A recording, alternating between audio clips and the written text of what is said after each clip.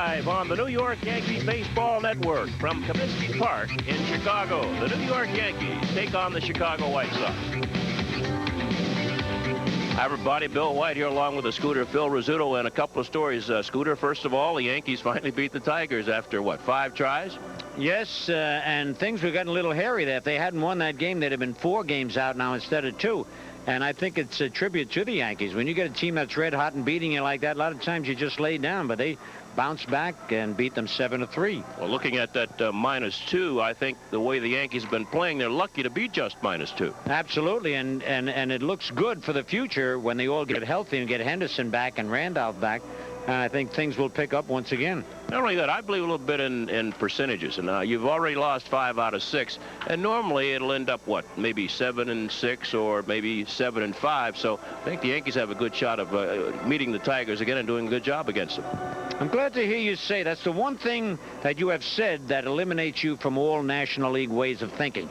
Joe McCarthy, the greatest manager in the American League, was a percentage manager, and I'm glad that you go by the percentages. Now let's talk about the percentage of the Chicago White Sox staying right here in Chicago. They're in a little bit of trouble. Very bad. The legislature is afraid it's an election year, and everybody's afraid to put their name on the bill. I've read every paper, listened to every radio show. They even had me on the radio today asking me what I thought. I said it would be a disaster. St. Petersburg has got no Rush Street, got no big theaters and things, and I can't believe it. Well, it's my understanding that tonight midnight, the legislature will have to approve a bill that will give these guys a new ballpark, or the White Sox are taking a hike to St. Petersburg. That's right. They got till midnight tonight. It's almost like the trading deadline, and I think they're all afraid to do it. And we'll be back with the White Sox and the Yankees right after this.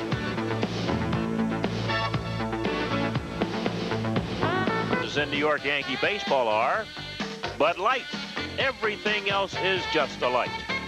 Canon, so advanced, it's the world leader in 35mm photography. Turtle Wax, the best-selling car wax in the world. Your local Pepsi-Cola bottlers, makers of Slice, Diet Pepsi, Mountain Dew, and caffeine-free Pepsi, and Diet Pepsi. Tri-State, see your Tri-State Dodge dealer. For 1988, it's got to be a Dodge. And by the New York Yankees.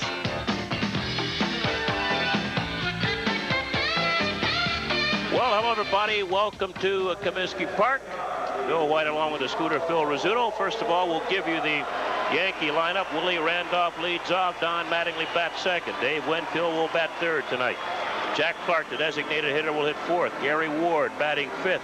Jay Buhner, sixth. He's been recalled from Columbus after playing a couple of games down there. Roberto Kelly has been disabled. He hurt himself when he ran into the wall at the stadium, and he hurt a wrist, I believe, Scooter. So Buhner's been recalled. Kelly has been disabled. And Buhner will bat sixth. Rafael Santana will hit seventh. Joel Skinner, eighth. And Bobby Meacham will bat ninth for the New York Yankees. You know, Yankee fans find it hard to believe this is a real Yankee lineup that they're looking at now. But with the injuries that continue to mount, and I saw Roberto run into that wall, and man, he almost knocked it off its hinges. Well, this is Dave LaPointe, who's won 6 games and lost 7 this year. 0-1 against the Yankees. His ERA 2.27. At one point earlier in the year, LaPointe led the American League with his ERA, was under 2. Good pitcher, good changeup, and he's from New York. You don't like to start a game off on a sad note, but our very dear friend and one of the greatest assets to baseball and to humanity, Bob Fischel, Robert O. Fischel, unfortunately passed away today in New York City. And I mean, there's a man that loved the game of baseball, and he was a great ambassador for it, Bill. One of the greatest of baseball's ambassadors. Cleveland, Ohio, attended Hiram College, and worked for the Yankees for 17 years, and then with Dr. Brown in the American League office, and we'll all miss. We will. Prior to that, he started with Bill Veeck in St. Louis with the Browns, and then went to Cleveland with him. So it's sad, but our condolences to Bob's family. So Dave LaPointe will be working to Willie Randolph. Willie batting 200 on the year. takes the strike. Chilly night here on the windy city of Chicago. A week ago it was 104 degrees here. That's high and tight, 1-1. Willie has 10 doubles, a triple, a homer, and 15 runs batted in. Point got off to a good start. Bill told you he's now 6-7 on the year, but a good earned run average, 2.77.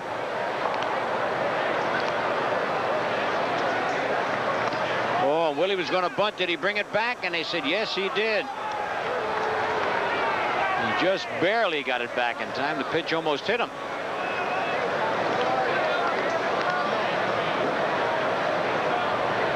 So the Yankees, Bill Cholia won that final game from the Tigers, and there's a high pop to the right side. Walker is there and makes the catch. One man out.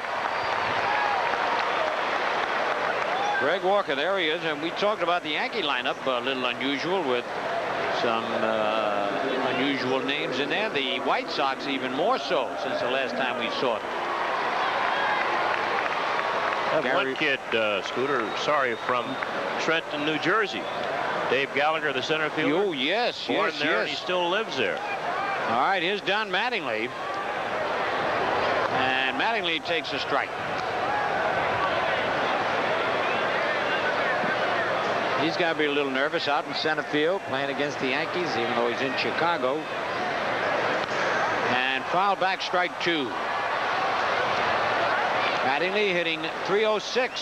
Oh, he's been in a slump, 2 for 18. He's gotten just 2 base hits in his last 18 at-bats. And he's not hit the ball hard even when he's made out. Normally, when they make him out, it's usually a line drive just inside. Good pitch. Coaching third on your left for the Yankees, Gene Michael, and right, Mike Ferrer. He's coaching at first base. Inside again. 2 balls, 2 strikes. Mattingly with 19 doubles, no triples, 5 homers, 36 runs batted in. 1 out, ball game just underway, no score. Told you the Yanks just 2 behind the Tigers now in 4 big games with the White Sox. And there's one off his foot, and that'll be a base hit. So normally the way the Yankee luck has been going lately, that usually would carry him right to the third base and they throw him out. So Mattingly gets an infield hit. Let's watch it again. A ball away from Mattingly, goes back up the middle with it. Hits the left toe of Dave LaPointe, and the third baseman comes over, lets it go. Guillen picks it up. He has no chance at all. So Mattingly with his third base hit now in 19 at-bats. All right, sometimes it takes a hit like that to get you started. You know it, White? Yes. Dave Winfield. Winfield went for the collar in last night's ball game. He was 0 for 3, but he's still batting .348, 20 doubles, a triple, 15 homers, and 60 runs batted in.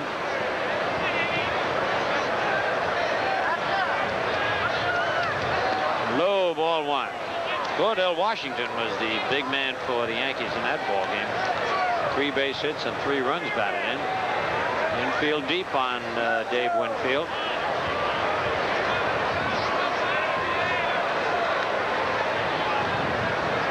Mattingly no threat to run. And a strike, 1-1. Winfield and Boggs tied for the league batting average. They're both at the .348. And Canseco is halfway to both his totals now. He has 20 home runs and 21 stolen bases. He'd like to hit 40 home runs and steal 40 bases. Would be the only man to ever do that. There's a swing and a miss, and Dave almost falls down. A ball and 2 strikes. Jim Fregosi.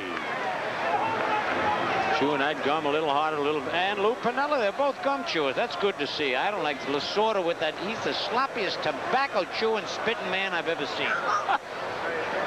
I'd hate to see him eating pasta. He probably gets gravy all over his shirt, jacket. You mean the marinara? Yeah, sauce. Oh yeah. And a fly ball hit to right center field. Gallagher coming over on the run, and oh, what a pretty play! And you see diving there, the right fielder, Kenny Williams, and that could have been some collision. There's the kid Gallagher, Bill. from Trenton, and there's Williams. So last time we saw Williams on Yankee television, he was making a lot of errors at third base. This ball jams Winfield, gets him in on the bat, and he loops it into shallow right center. Here's Gallagher coming on, and you see Williams getting out of the way. He was just brought back on Thursday. He doesn't want to get hurt again. No. So Dave Gallagher, the youngster from Trenton, making the catch. All right, Mattingly back to first, and here's Jack Clark. Clark hit his 15th home run, besides getting 2 singles in last night's ball game against the Tigers. He went 3 for 4.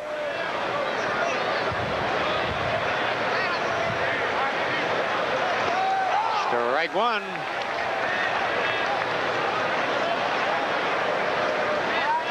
Two out here in the top of the first inning. And as Bill had mentioned on top of the show, this could be our last trip to the Windy City. Or mine, anyway. White gets around a little better than I do. Swing and a miss, strike 2. You might be back doing a radio game once in a while. That's that changeup, the good changeup that LaPointe has, and it was out of the strike zone, but Clark had committed himself a little bit too soon. The home plate umpire is Ted Hendry. Larry Young is umpiring at first base, Jim Evans at second, and Tim Tashita is umpiring over at third. Well, the umpires have put out some cards, Scooter. Yeah, they got their own cards now. I read that. Yep. You got them? Yeah, Jim Evans gave me a set. He didn't give me any. Well, they don't like you. Well, I'd put him on the wall and throw darts at him. Bouncer to third, fair ball, and he goes to second base in time to get Mattingly. So for the Yankees, no runs are hit, no errors, a man left. Middle of the first, Yankees nothing, and the White Sox coming to bat. White Sox, their lineup has Gary Reedus leading off, Steve Lyons batting second, Hal Baines third, Greg Walker batting fourth, Dave Gallagher, the youngster from Trenton, hitting fifth. Batting sixth, Kenny Williams. Fred Manrique will hit seventh. Batting eighth, Ozzie Guillen. And batting ninth, Ron Karkovice. He's the catcher, and they'll be facing Yankee left-hander Tommy John. 282 career wins for this 45-year-old left-hander. He's won 5, lost 2 this year, and his ERA 3.27. So Tommy John, who pitched here a few years, in fact, he was 82-80 with the White Sox, is facing his former team. Scooter? Yeah, and at that time, Tommy used to throw the ball real hard. He had a good fastball. But as you all know, he had that arm operation, had to come back, change his whole style, and it really has helped him. He says it's a lot easier pitching that way than throwing the ball hard all the time. Well, he also says he's got a young arm. It's only about 19 years old since they reconstructed it. That's right. Probably pitch another 5 years. All right, here's Gary Reedus leading off against Tommy John. Reedus batting .250, 4 doubles, 3 triples, 4 homers, and 18 runs batted in. And the curve, a little low, ball 1. It was low where Skinner caught it. It looked like it broke above the knees. See, there you go again. Okay, you're right. You're right. Then you blame me for getting on the umpire. You're right. Okay. And that's ball 2, 2-0. Right. Very first pitch. Okay. I should have waited at least for the second pitch. At least a couple of pitches. He's taken all the way, and that's ball 3, 3-0. And we told you many times that usually Tommy John, when it's strong early in the ball game, he has his problems controlling his pitches. There's a strike, 3-1. And later on, as he gets a little more tired, his ball is more controllable and breaks more. On deck, Steve Lyons. He bunts. It's a dandy. Oh, Skinner was a little late picking it up, and it's a good thing. It is a good thing. He throws that ball down the right field line. Ball was obviously foul. It had a little backspin on it. And Skinner, I think he probably knew it was foul, and he just decided to air it out at first base. Here it is again. Good bunt by Reedus.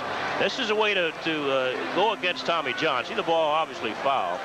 You try to bunt him, and if you get somebody on, use a hit and run. And also, you try to steal him because he really doesn't have that good move. But Tommy will throw a lot of ground balls. All right, and Bill just mentioned 3 things that are against Tommy, and yet he's been one of the winningest pitchers in the big leagues. 282. He's 14th on the all-time list I still think he's going to be around long enough to get that 300. Oh, you said that, yeah. 3-2, and line to left field and over the head of Ward. One bounce off the wall. A fan touched the ball. Touched it, but did the umpire see it? Yeah, Tim Tashita down the left field line now finally said an umpire that a fan touched the ball as it hit Brown's hard here and bounced up, and a fan touched it, dropped back in.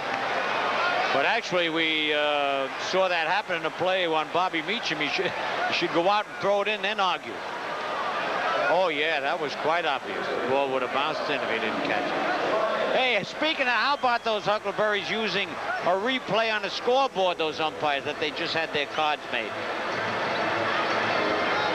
We talked about that. Oh, we did? Oh, okay, let's not talk about it. We talked about that. That happened in Pittsburgh. Right. I think Runge was the umpire there. Right. He said... The other umpires don't like that. No. And Doug Harvey, who's been around a long time, said, I don't even look at scoreboards. So he couldn't have changed my call. And the National League president of that pitch is low. Mr. Giamatti did not agree with Mr. Runge. He said, once you make the call, you should not make it again. But he also said that it's important to make the right call. Oh, boy, that's like a politician. You go both ways and you can't lose. You got to make a decision. And Skinner was going to throw to second base. Held up both times. Lyons has bluffed a bunt and taken the pitch. They'll probably let him swing away at this one now. John has halfway decent control. In fact, he's got good control. 2 balls, no strikes, and falling behind. He came in with a fastball to Reedus, and he handcuffed Gary Ward with a line drive. And ball 3 as he squares the bunt again. Hal Baines is on deck. He got off to a good start, then slowed up a little bit. Now he's coming back again. Baines has hit it in 7 straight games. All right. 3-0. Ball 4. Very unusual for T.J. Lyons hustles to first base. Oh, Stan Williams now, Scooter, the pitching coach, is jogging out. I'm not sure what he can tell Tommy John, but he wants to just change the pace here a little bit. And yeah, I think you're absolutely right there. He's got to either start throwing a few more curveballs until he gets his control of that sinker. While he's out there, my favorite umpire was John Bertrand Conlon. Oh, Jocko. He's in the Hall of Fame. Oh, I know it. And, you know, I had him before you did. He used to umpire in the American Association. He's a guy that he and DeRocher kicked dirt on each other, That's right. I was wondering why he went to the National League. He used to use the outside protector in the National League, you know. Yeah. Jocko. Well, anyway, there's Walt Williams there coaching at first base. Walt played for the Yankees. Yep. And Baines takes the ball low. Ron Clark is the third base coach. You started to tell that story. I interrupted you. Oh, with Jocko? Jocko and DeRocher. Well, they just, that was the first, I think, dirt kicking by both. They were kicking each other's shins, weren't they? There's yeah, but it hurt DeRocher more because Jocko had on the shin guards on. Baines looking down for a sign. Infield playing deep. Got Lyons at first. Reedus down at second base. No score, bottom of the first, but the Sox threatening. Tommy really missing, which is very unusual. If he misses, he usually misses. On deck is Greg Walker. There are a lot of left-handed hitters in a row there against Tommy John, a left-hander. That's right. It should be a plus for Tommy John, but Lyons leading at first. And he's helped Tommy there with a pitch out of the strike zone that he went after. Well, he tried to pull the ball. Baines does not normally pull. He'll hit the pitch up the middle into left center and hit it hard, but that one he went out and tried to pull it to right field. All right, it's 2 balls, 2 strikes, and nobody out.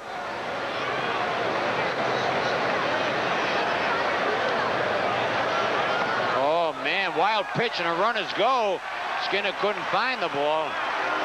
And Lou Piniella is coming out now to argue something to see if it hit the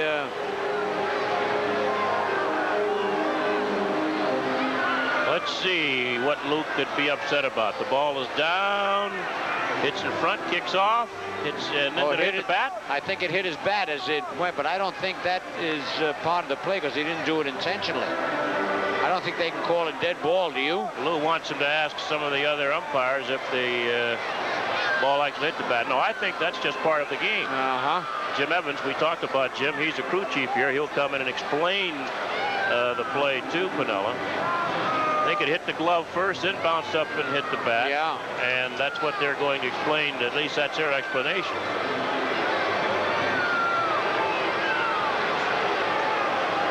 Well, they're arguing. Let's watch this. The ball in the dirt comes up. Does it hits the mask and it hits the bat? It's the bat, yeah. Well, that's all in play. That's just like if you're an umpire there. The ball hits, if the ball had hit Skinner, then actually hit the body of Baines, it would have been the same thing. That's just right. Unless Baines purposely sticks that bat in there. I've done that too. Oh yes. What? You did?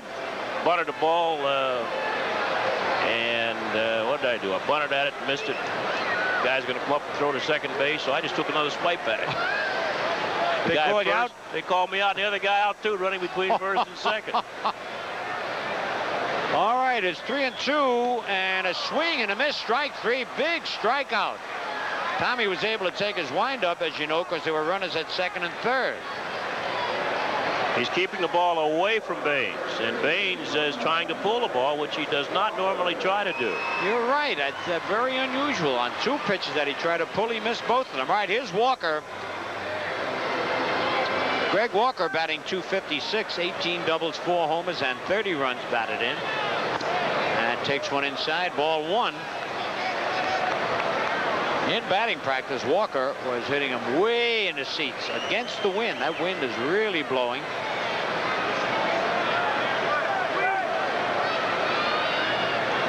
And a pitch dipped down and away, 1-1. And Walker wants the umpire to look at the ball. Let's see. He keeps it in play. He says that ball, if it's legal, can't move that much. Who said it was legal? You know, Tommy checked it over too. Maybe that's why it's illegal. 1-1. And line right to Meacham. Oh, so the Yankees got an excellent chance to get out of this inning. Unusual. Walker, the left-hander, hits a soft line drive to Meacham. Well, he tied him up inside, Phil. This ball would tail in on Walker, although it was down. And a little looper to Meacham, and the runners had to hold. You're right, though. He hit it below the trademark. And White has finally made me realize that when you get to pull your hands in and then swing, your power is all gone. It's a little tough, especially today when everyone pitches outside. Gene Michael and Piniella. And signals they want Meacham to come in now, just in case Gallagher might want to lay one down, though I don't think he would with 2 out. But you never can tell. Strike one, hit the outside corner. Gallagher batting .247. He's been about 85 times with 21 hits, a double, 2 triples, 3 homers, and 7 runs batted in. And that's whoop, 1-1. We are too far away here to be caught for me to be calling this game. Yeah, you know, Gallagher originally signed with the Cleveland Indians, and the White Sox got him as a free agent in January of this year. Strike two. Bill White was showing me the new limited edition of umpires cards that they have now, just like the baseball players have their own personalized cards with their pictures on. 1 ball, 2 strikes. Just missed the outside corner, 2-2. By the way, you can buy them at Stadium Souvenirs right there on River Road. Oh, yeah? Yep. Not that I'd buy any, but I think that's the only way you're going to get them. You know, it's one way I can get to recognize the umpires. So I don't think they're going to give you a set. I don't think they will either. All right, runners lead off second and third. Got him! Holy cow, what a pitching job by Tommy John. man, did he come back. No runs. At the end of an inning, it's the Yankees nothing and the White Sox nothing. Off for the Yankees. First pitch was a ball. No score here in the top of the second. Boy, he's got it. Is that a Scrooge or what is that? It's a changeup. Changeup? Takes a little off, but it goes down and away from right-handers. It's a good pitch for LaPointe. Really an excellent pitch. Good motion. 1-1 the count. And line, fair ball. Oh, hit the line. Nobody touched it, so Ward slowed down and then tried, and he figured he better stay. A double for Gary Ward, right on the line. Watch him slice this fastball to the opposite field. That's the Gary Ward we saw early last year. Right on top of the line, the middle of the line, down the right field line, and it got past Williams. Then got hung up under the tarpaulin. Fan tried to touch it, couldn't. And Ward has a double. All right, Gary Ward picking up his second double of the year. Ivan Calderon normally is out in right field, but he's on the disabled list. There's some muscles in his rib cage. One of their big guns. Here's Jay Buhner, just called up when Roberto Kelly was injured, running into the wall. Buhner was with the Yankees, sent down. He's back up, ball one. He has an 0 for 22 string going, 13 strikeouts in that 0 for 22. So the youngster is going to have to learn how to get the bat on the ball because he looks good in the field, he runs well, and he has good power. All you got to do is make contact. You're right. 2 balls, no strikes. Played a couple games down in Columbus. Stayed around the stadium when they sent him back, and they worked with him in hitting, and then he played 2 games at Columbus, and Kelly got hurt, so Buhner's back again. All right, that's that. Oh, they had the second baseman breaking, and he hits it off his glove. Break. Oh, just did get him. The second baseman was breaking over on the pitch. And again, the ball caromed off LaPointe. And the second baseman bobbled it a little bit, but was able to pick it up and throw it out. And Ward did not go. Right there, Ward thought that LaPointe would get the ball. As you see Manrique going over to cover. And he bobbles it, picks it up, and just nips Buhner. And Ward, since his momentum was going back towards second base, couldn't get on track and move on to third. The other thing this Buhner does, he hustles. He can run, that's right. Gives you a good 90 feet.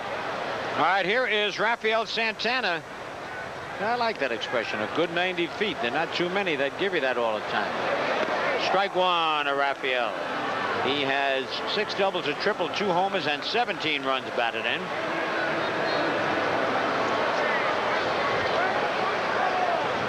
Yankees just finished a stretch of 25 games against the American League East. And hit to left center field, but right there is Gallagher. Makes the catch, moves well out in the outfield. There are 2 men out. Right now, let's pause 10 seconds along the Yankee Baseball Network for station identification.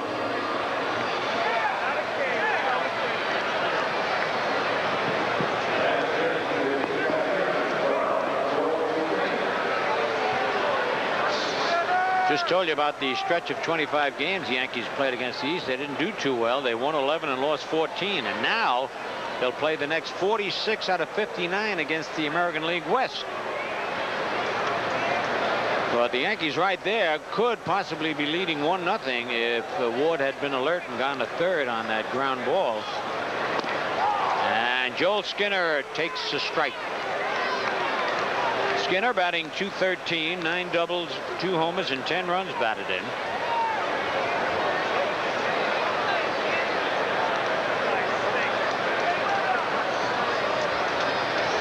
High and tight, 1-1.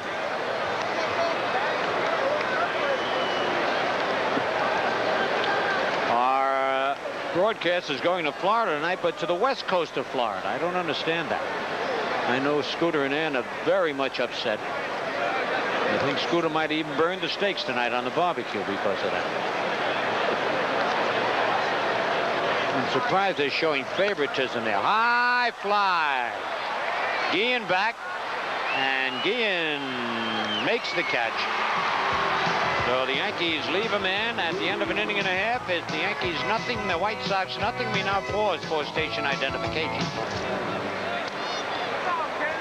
right, ready to go. And it'll be Kenny Williams leading off. This young man who had a nightmare playing third base before they put him in the outfield here. Sent him down, brought him back up. Williams batting 165. 3 doubles, 2 triples, 5 homers, and 19 runs batted in. Strike one.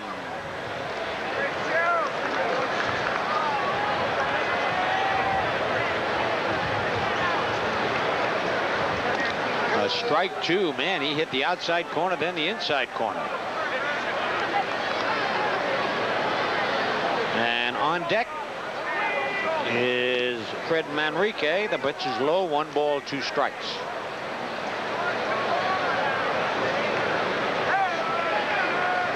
No score. Bottom of the second. Just inside. 2-2. Tommy looks a little quick tonight. Yes, he does. I think he stopped throwing the sinker, and he's throwing more fastballs now. Bounce. Fair ball. Oh, that'll be a double at least for Kenny Williams. And Ward gets the ball in. So for the second inning in a row, the leadoff man opens with a double. Bobby Meacham. Pag's not playing there. Ball didn't sink. Nope. Normally when you have a Johnny John out there, you play your best infielders.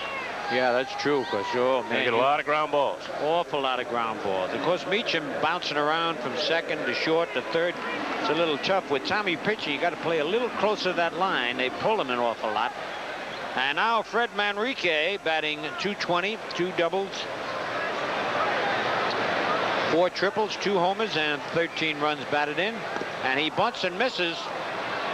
Ball popped out of Skinner's glove, but no advance. Strike one.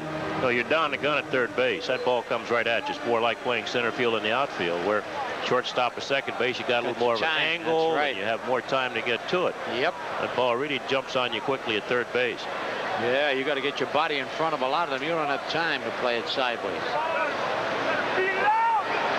Tommy bluffs the throw to second base. See Meacham in at third. And he bunts foul. If you're going to bunt, you got to give yourself up right away. They know you're going to bunt and just square around as soon as the pitcher comes set and just bunt the ball hard to third base. Make Meacham pick up the ball. If we look at Ozzie Guillen, who's on deck, you got to make your third baseman come in and pick up the ball to make you vacate third so that your runner at second, Kenny Williams, can get over there. But you give yourself up. I'm surprised you know so much about the bunt, White. I'm very happy to hear that. I was a good bunter. No kidding? All right. Never told you that, right? No, I'm glad you did. Look at this. No, Mattingly looked over at third, but he goes back and touches it, so he makes the play and advances the runner to third. By the way, on this date, June 30th of 1968, that is 20 years ago, the Chicago White Sox beat the Detroit Tigers at Tiger Stadium 12-0. We look at that play again. Not too exciting. He jammed it. The winning pitcher threw a 5-hitter and moved his record to 7-0. Now, the winning pitcher was who else but that gentleman on the mound right now, TJ. What year was that? 1968. 20 years ago, he was pitching for the White Sox.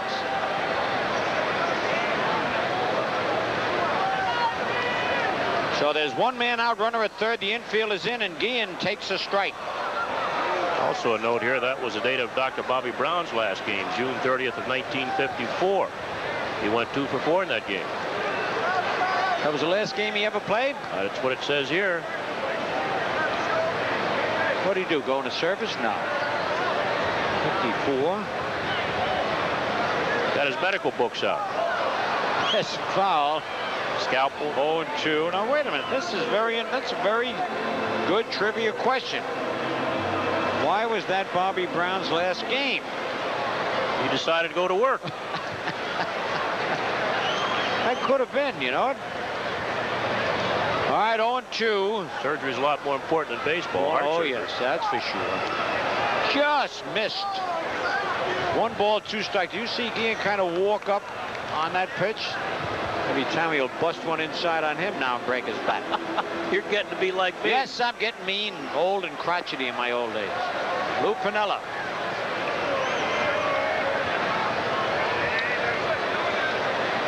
He did it, but he didn't bite for it. It's 2-2. Guillen, 263, 11 doubles, no triples, no homers, 18 runs batted in. And the Yankee infield still in for a play at the plate.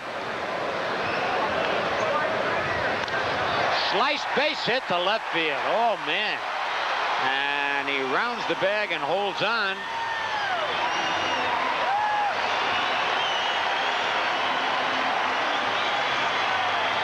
So Kenny Williams with a big smile. That ball was out over the plate and down, and Guillen just slapped it that way. Didn't really hit the ball hard, but placement's important too. Williams scoring, and Guillen picking up his 19th run batted in this year.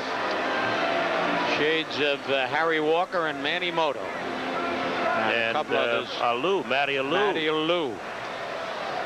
That's who I meant, really. Got my Latins mixed up there. Double play ball. Santana to Randolph. And over the... Did you see where Guillen slid?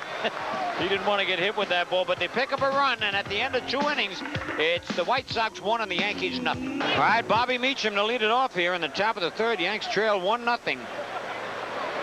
And Bobby takes a high strike.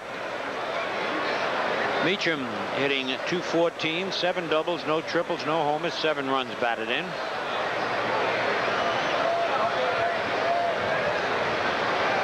Oh, he took that right down the middle. 0-2.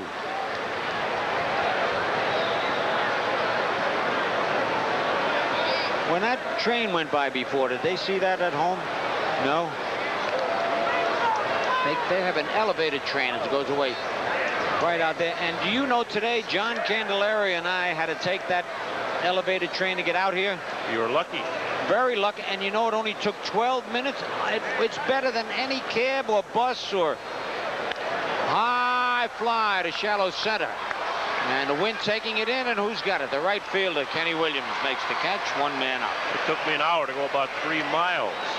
No kidding? Oh, they're having a lot of construction around Michigan Avenue. Yeah. And don't ever drive down Michigan Avenue 4 or 5 o'clock in Chicago. Oh, well, I tell you why. That's a... Candelaria said from now on, that's the way he's going out. John's wife is here, and he hasn't seen her in a month. And that's right. Now I can't put in for cab fare. What am I going to put? 50 cents for an elephant? I shouldn't have told that story. Little loop to right field, and Williams coming on. He's got it. By the way, this park will be 78 years old tomorrow. Opened July 1st, 1910. Ooh. Randolph with the inside out swing. Looks like the ball might fall, but Williams coming on makes a knee-high catch. Funny, I thought it was older than that. July 1st, 1910 it opened. It's the oldest park. It's the oldest park? Yes. Now. Mattingly takes a pitch down low, ball 1. Mattingly singled his first time out. Why am I thinking that it can't, well, then it can't be older than that? It's the oldest park. Low, 2-0.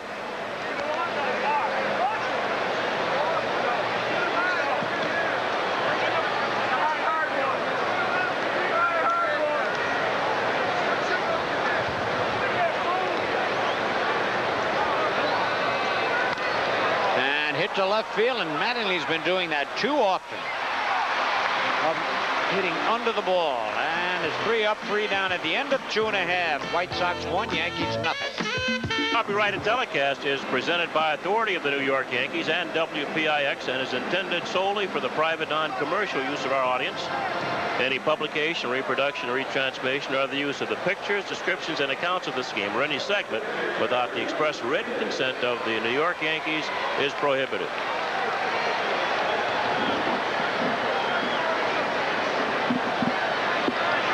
We're a little confusion here. When Bill Madden comes in, it's usually confusion time here. But anyway, with Bobby Brown, we get word that we'll tell you in a moment. Swing and a miss, strike 1 to Gary Reedus. He doubled in the first inning, but was left at third base. He said the doctors start working on July the 1st after they finish their internship.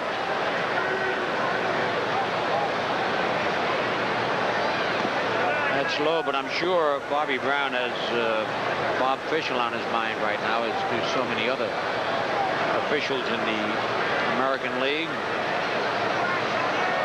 So we'll find out. We'll let you know. Strike two. 1 ball, 2 strikes.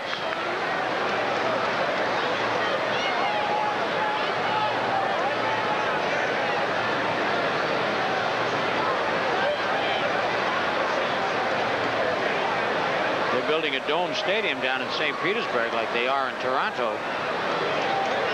Inside, 2-2. Matter of fact, St. Petersburg has a couple of sports writers following the White Sox, just in case they go down there.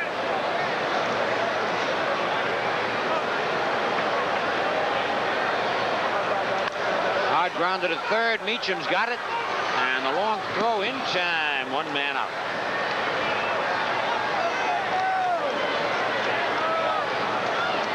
The legislature has by midnight tonight to come up with a proposal to keep the White Sox here.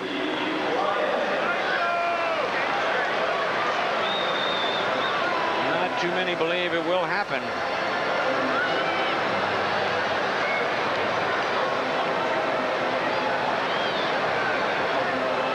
Steve Lyons walked his first time up.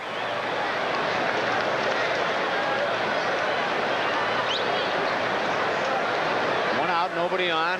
1-0, the Sox lead.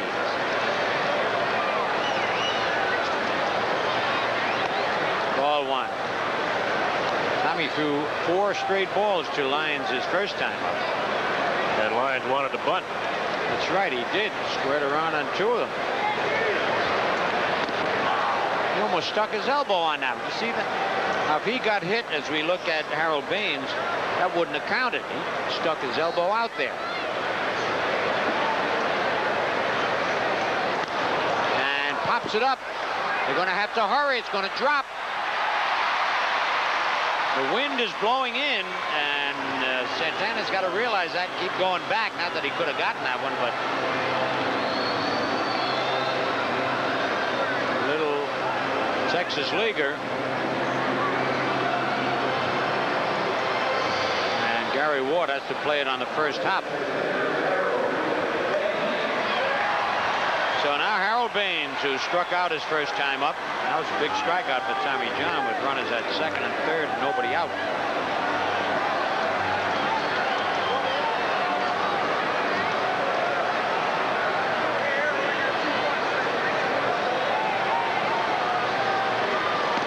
Swing and a miss, strike 1. Again, he tried to pull the ball. Really, that's not the Harold Baines that we've seen over the years. He has a bad knee. You'll see it bandaged. The right knee is really bandaged, but he's really trying to pull. All right, leading off Lyons at first base, and bounces it back to the box. Tommy up with it, wheels and throws. They got him. You also cannot run very well with that bandaged knee.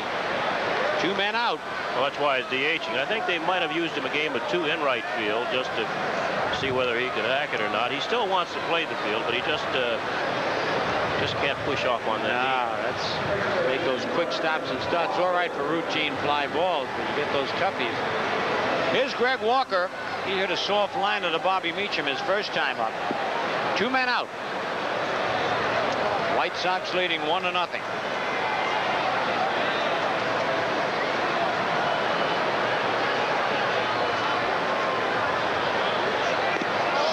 And a miss, strike 1. Boy, Tommy got away with a pitch there. Well, he's tying him up inside. He wants that ball out over the plate. You just can't handle that ball in there. That's right. That's where he pitched him last time, and he hit him right under the trademark. On deck is Dave Gallagher. Got that one outside. Nice play, Santana. Ooh, he made a mistake there, but Santana grabbed it. So nothing across, and on the Daily News scoreboard at the end of 3 is the White Sox 1 and the Yankees 0. And let your taste decide. Of course, most people choose Pepsi. Pepsi. Which means the most challenging part of this challenge is getting to the booth. Pepsi, America's choice. All right, it's the fourth. Winfield and White will carry you along. And the White Sox lead 1-0. Yankees have 2 hits off LaPointe, a single by Mattingly in the first and a double by Gary Ward leading off the second, but Ward was left stranded. So Winfield, who flied out to center field his first time up as a batter, and that's fouled back. Winfield now at 347, lost a point with that 0 for 1. Yankees have beaten the White Sox all 4 times they've played so far this year. 2-0 here at Comiskey Park and 2-0 in New York. They've beaten LaPointe one of those games. Slow chopper to short. Guillen. He charges the ball. He goes and gets a bounce that he wants. There's 1 down. Hey, we got a trivia question, White. 40 years ago tonight, this pitching great threw the first American League no-hitter at night. 10 years ago today, this same man was fired as manager of the Chicago White Sox. Can you name him? That is a tricky question. That John Moore does a good job. A lot of research work. Well, here's Jack Clark. Clark was 3 for 4 last night with his 15th home run as the Yankees finally beat the Tigers. He forced a runner, forced Mattingly at second base in the first inning, and it's a ball to Clark. And Winfield tried to pull that change that you were talking about, going down and away, and he hit that soft ground to the short. 1-1 on Clark. He's batting .247. His batting average gradually getting up to where he'd like it to be.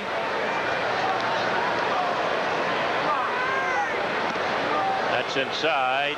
2 balls and a strike on Jack Clark. Oh, he has got a good eye. Or also that light bat he uses helps, but didn't look like he could hold up on that one.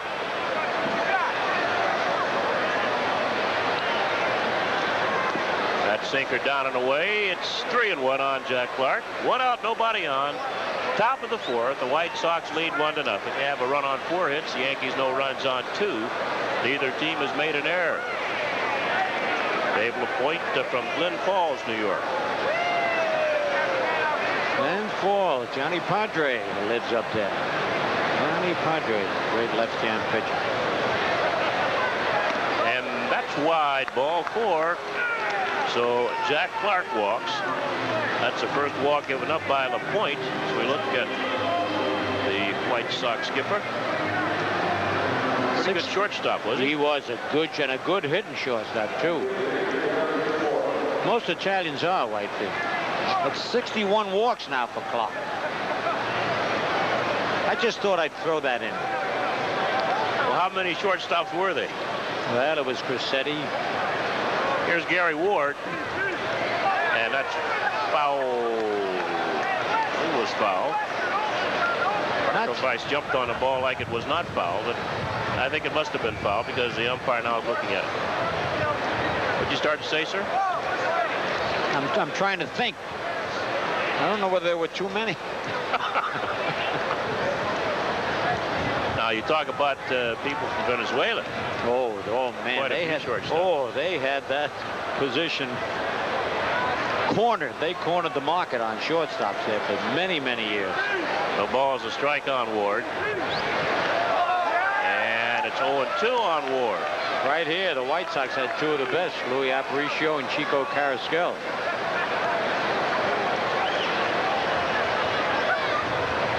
On deck for the Yankees is Jay Buhner. So it's 0 balls, 2 strikes on Gary Ward, who doubled in the second. One of the 2 Yankee base hits off LaPointe. That's low. Time is called now. The third baseman, Steve Lyons. He wants to change gloves. He's over in the White Sox dugout. Bloody nose. How do you like that?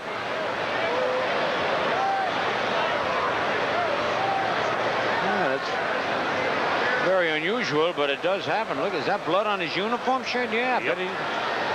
Let's see, what did he do now? He in the ball game has walked and singled. He was on base when Walker lined to short. He's not going to play like that, I hope, with that thing sticking out. He's a gamer. Yeah, but I don't want... You know, he's been in the minor leagues. Yeah. And he doesn't want to go back there. I don't blame him. And if he gets out of there, somebody might get in there and take his place. And I don't blame the Lions either. He wants to play. 1-2 now on Gary Ward with Clark at first, one away in the fourth inning, and the White Sox leading 1-0. In the left, Reed is coming on, and they're 2 outs. That ball right on the nose.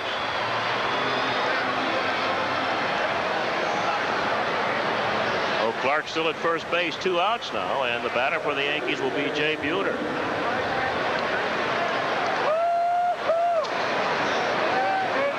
Buhner hit a bouncer off of LaPointe that bounced over to Manrique, and Manrique threw him out, so he's 0 for 1.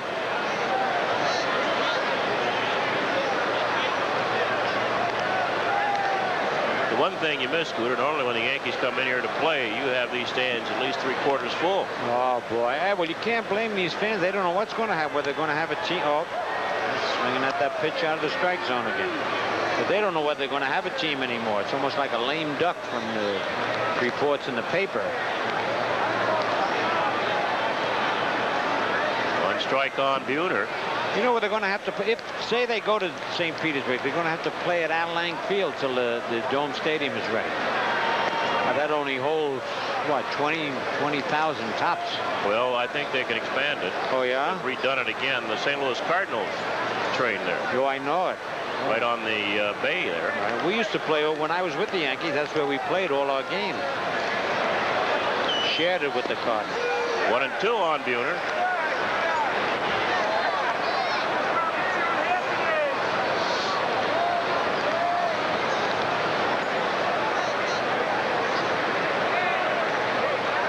If I were a betting man, I would bet they would not go. You'd lose, White. Why would I lose? They haven't gone yet. Well, papers and I mean, there's gloom in Chicago. It's can't fight City Hall, they say. What's that mean? I don't know. I was just going to ask you. I've heard it, but I don't know what it means. 1-2 on Buhner. 2-2 on Buhner.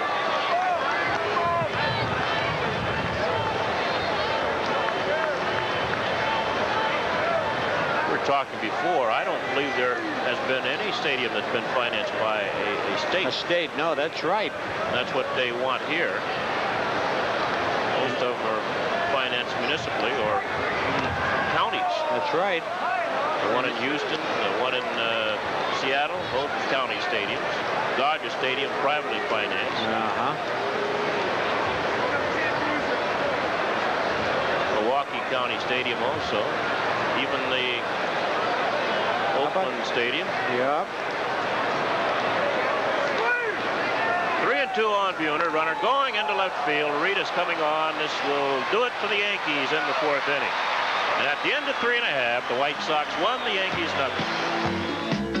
On Friday, July 8th, to meet the Royals, who will be in town from the 8th through the 10th.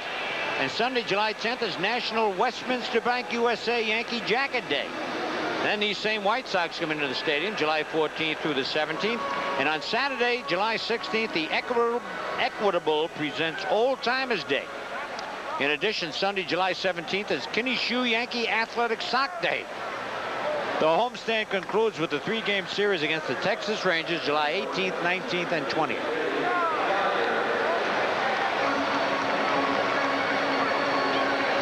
I can't wait for that Kinney Shoe Yankee Athletic Sock Day. You have one shoe and one sock. Here's Dave Gallagher. And he fouls it back. Gallagher struck out in the first. We're in the fourth with the White Sox leading 1-0. They got that run in the second. Kenny Williams led off with a double inside the third base line. Manrique bounced to first with Williams going to third. And he scored on a single by Ozzie Guillen. So it's 1-0 White Sox. It'll be Gallagher, Williams, and Manrique against Tommy John. In the shallow center, right there is Buhner. One away. Had him reaching. Well, both pitchers got that pitch that breaks down and away, and if they try to pull it, they're in trouble. Here's Kenny Williams, who doubled and scored the game's only run in the second inning. Youngster from Stanford. Stanford won it again, 2 years in a row for, what do they call them now, the Cardinals? We used to call them the Indians. Oh, that's right, they did. That's sink or misses. They are the Cardinals now? Yep, they've changed their nickname. What do they call this? Huh? Stanford Cardinals. Yes, that's right, Stanford Cardinals. 1 ball, 1 strike on Williams.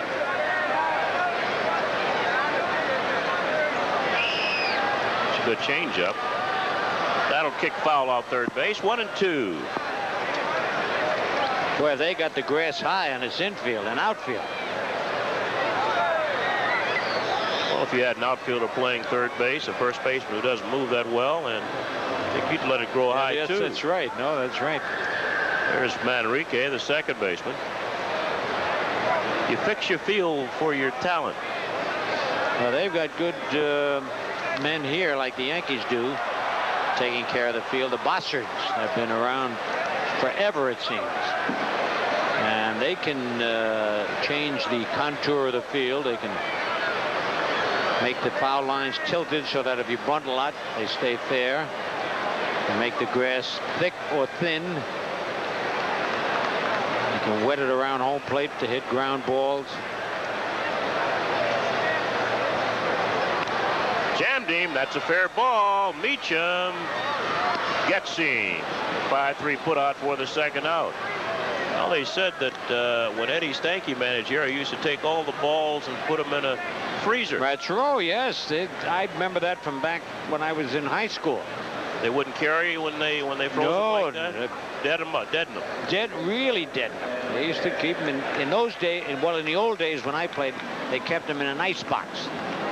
That was before the electric refrigerators came into stock. But they still were frozen. This is Manrique. Bounced to first in the second inning. He had tried to bunt Williams over, failed twice, and then got jammed, but hit the ball automatically and did the job that way. That's low. 2 balls, no strikes on Manrique. 2 men out, nobody on in the fourth inning. 1-0 White Sox over the Yankees.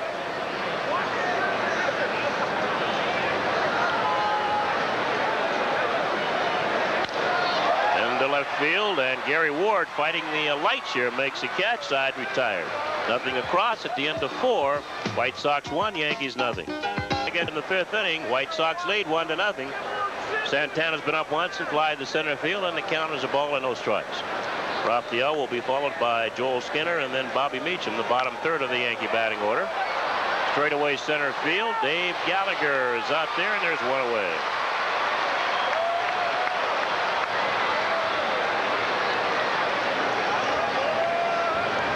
So LaPointe will now pitch to Joel Skinner, who popped to short in the second. See the wind blowing straight in from center field here at Comiskey Park.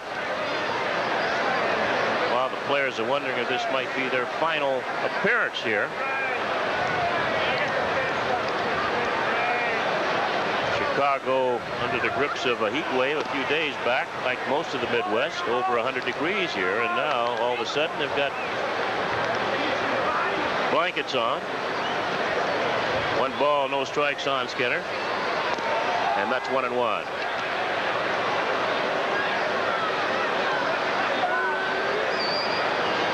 The Windy City.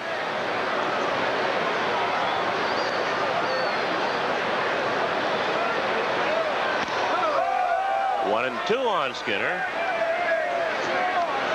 Joel Skinner played here for the White Sox briefly.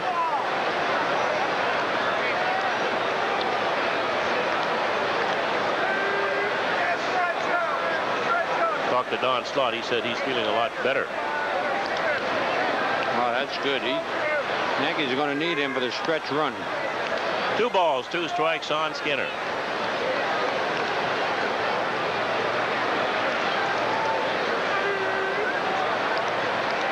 Yankees have not given LaPointe much trouble so far in this ball game. That's Powell off first base. Had a chance to pick up a run in the second when Ward led off with a double, but he stayed there.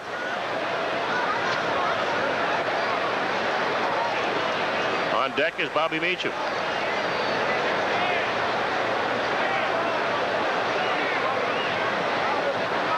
Shouldn't be too many runs scored in this game, Scooter. No, the way that wind's blowing in. Talking about the batting averages. Oh, yes. Did we mention that before when we looked at both lineups? Yankees have a 200 hitter, a 214 hitter, a 194 hitter, a 213 hitter, and a 214 hitter. White Sox have a 165, a 220, a 160, a couple of 250s. 3-2 on Skinner. Also, two pitchers who throw that ball that breaks down and away. And the wind is blowing in, so all those elements tend to make it a low-scoring game. And they both got excellent control, too. 3-2 on Joel Skinner with one away in the fifth. And he hangs in, fouls it back. Count remains full.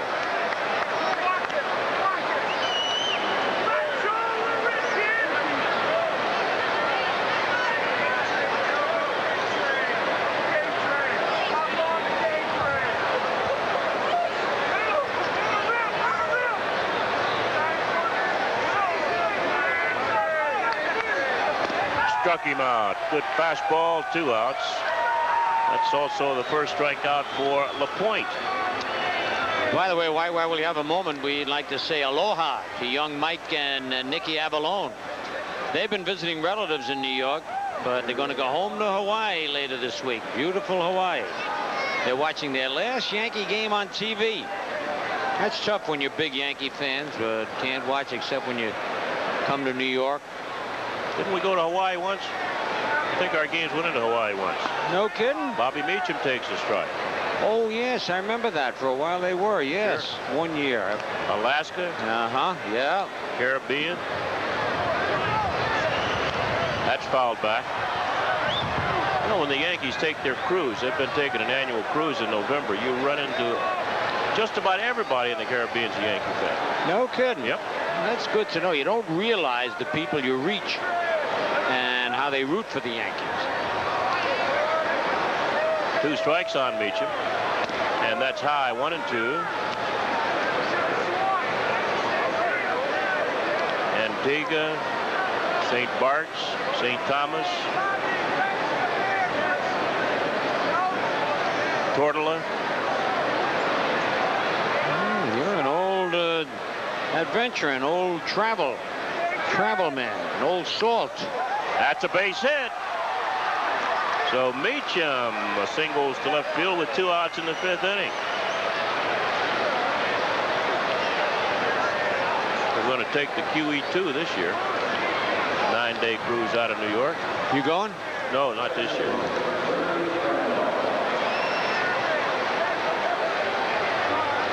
So with 2 outs and Meacham at first base, Willie Randolph is a batter. He's popped up and flied out. 0 for 2 for Randolph.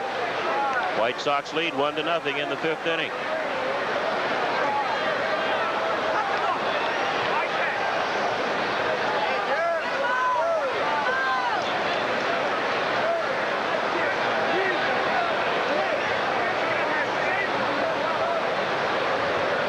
That's low. Ball 1 to Randolph.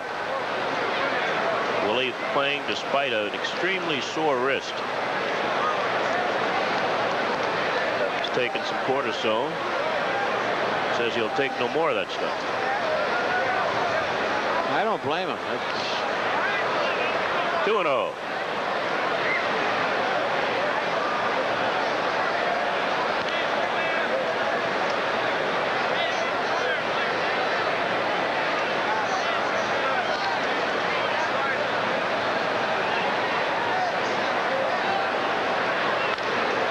Base hit for Randolph. Meacham will hold. He'll play it safe. So Randolph goes to right field. Bobby Meacham holds at second base. So the Yankees have runners at first and second with 2 outs. And Don Mattingly will get a chance to drive in a run or 2. And now Now's the time for Don to hit one of his patented line drives in between the outfielders.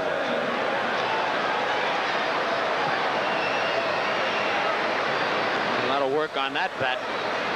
Sandpapered the top half. Bottom half with all the sticky stuff on it. Hey, Don, taking those swings, he's trying to get his top hand over. When you get that top hand under, you hit those little lazy fly balls. That's exactly what he's been doing. Get the top hand over, the head of the bat flies out. So Meacham, good speed down at second base. Randolph, good speed on at first. 2 away here in the 5th. 1-0 White Sox.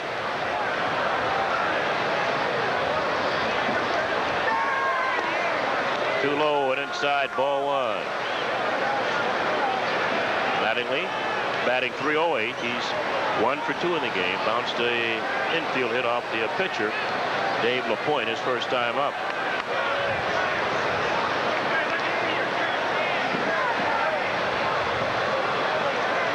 Ooh. Checked it. And it's 2 balls, no strikes. Look at Fregosi. Whoa. I think Good thing he's talking Italian there because we'd be off the air. Well, I think he thought that was a good pitch. Let's look at the location of the pitch. Anyway. Well, he didn't break his wrist, but I think that the pitch location might have been good. That's high. It's 3 balls, no strikes on Mattingly. You mean a called strike? Yeah. Might have been concentrating so much on whether Mattingly broke the wrist or and forgot about the location. Of course, the better hitters get the breaks anyway. Yep.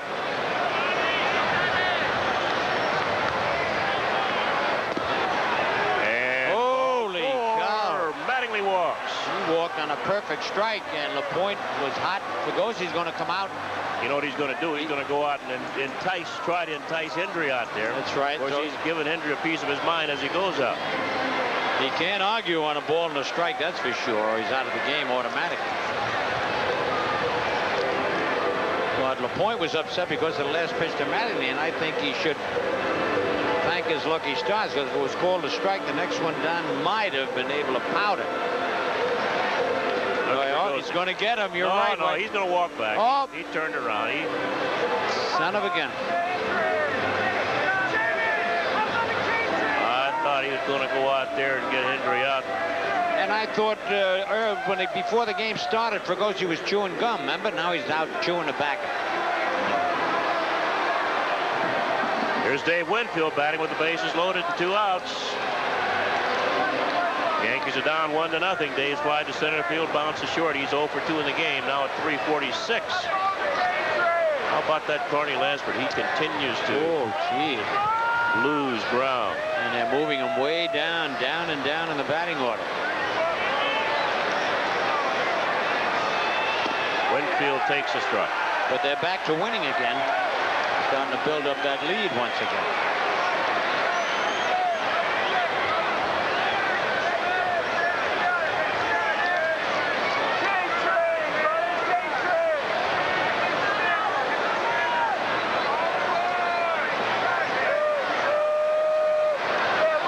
I began to tell you the story about Jocko Conlon earlier. Yeah. We're playing, I think, in Casa Grande. I was with the Giants, and the game was called because of sand. So much sand was being blown around, they called the ball game. And I came out and looked at the sand. Bases are loaded. And at the same time, Jocko had the room next to me, an exhibition game down in Arizona. He came out also. He came back in my room. We sat. I was just a rookie, about 19, 20 years old. He came back and we talked about baseball. He said, youngster, let me tell you something. Anytime they miss with the first pitch, you look for a fastball, a second pitch. No kidding. He said, all the years I've been umpiring, I found out that's what the pitchers do. Into deep right, going back to right fielder Williams. He's got room up against in the middle of the warning track, and that'll retire the side. No runs, 2 hits, 3 left. At the end of 4 1/2, the White Sox won, Yankees nothing. Let's pause for station identification. Tommy John will be pitching to Ozzie Guillen. You know, we have been mentioning the fact there's a black guy. Uh-oh, he got hit with a bad hop. They're talking about this team moving from Chicago to Florida. And if they had to move from here, very happy to go to St. Petersburg, where I spent a lot of my youth. And as long as it's a dome stadium. Randolph, you'll get Guillen, and there's one down in the 5th. You may finish your Well, first I got to do this. Remember the trivia question 40 years ago tonight? This pitching great through the first American League no-hitter at night. But 10 years ago today, this same man was fired as manager of the Chicago White Sox. Can you name him? Bob Lemon. How do you like that? And then the no-hitter, Lemon shut out the Tigers 2-0, walked 3, struck out 4. And in 1978, Bill Beck, who was the owner of the White Sox, fired Lemon and replaced him with Larry Doby. There's a pitch low to Karkovice. Karkovice grounded into a double play his first time up. Lemon didn't leave Doby much. No. Nope. That's when these guys were playing in those fireman uniforms or sailor uniforms. Were they something? The ugliest uniforms I've ever seen. On deck is Gary Reedus. White Sox lead 1-0 here in the 5th inning. 1 out, nobody on. And Karkovice takes a strike. It's 2-2. He tried to give the catching job to this kid a couple of years ago and make Carlton Fisk a left fielder. Has he got that much potential? No. 2 outs. Third strikeout for Tommy John. Ooh, that really dipped down. Doesn't hit much. No, I can see that. Here's Gary Reedus. He's doubled and bounced out 1 for 2.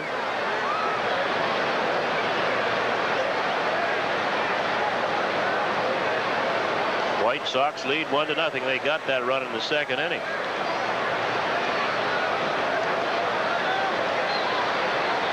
And Reedus takes a strike.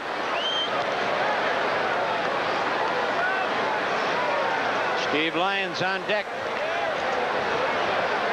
And that's wide. Good time he come up with that one. I think that was just an experiment.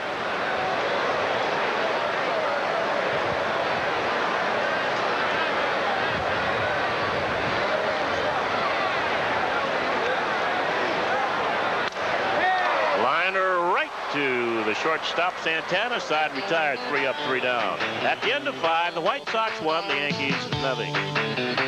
Against Dave LaPointe, 6th inning. White Sox lead 1-0, and it's too high to Clark. Clark walked his last time up and forced a runner in the 1st, so he's 0 for 1. Clark with 15 home runs and 45 runs batted in. And that's ball 2, 2-0. It'll be Clark, Ward, and Buhner against Dave LaPointe. LaPointe so far, no runs on 4 hits.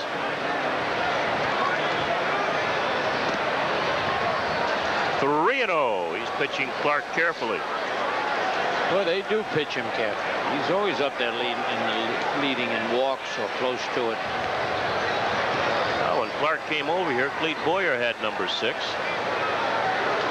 After Boyer was reassigned, Clark asked for number 6, and he's got it. And that's ball 4. He walks on 4 pitches. Third walk given up by LaPointe.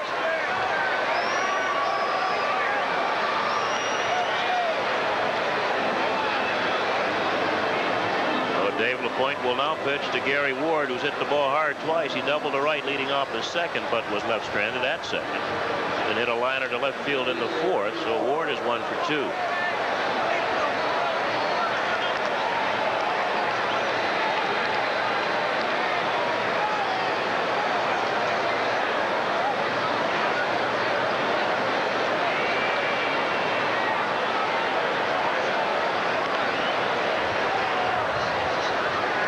Fastball inside.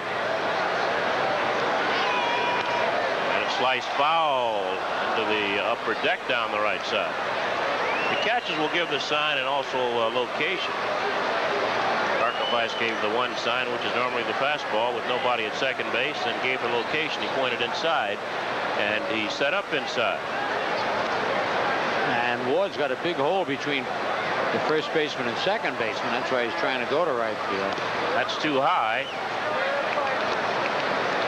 But only the White Sox just using the finger. The one's a fastball, two the curve, maybe three might be a slider, that off-speed pitch, instead of the flaps.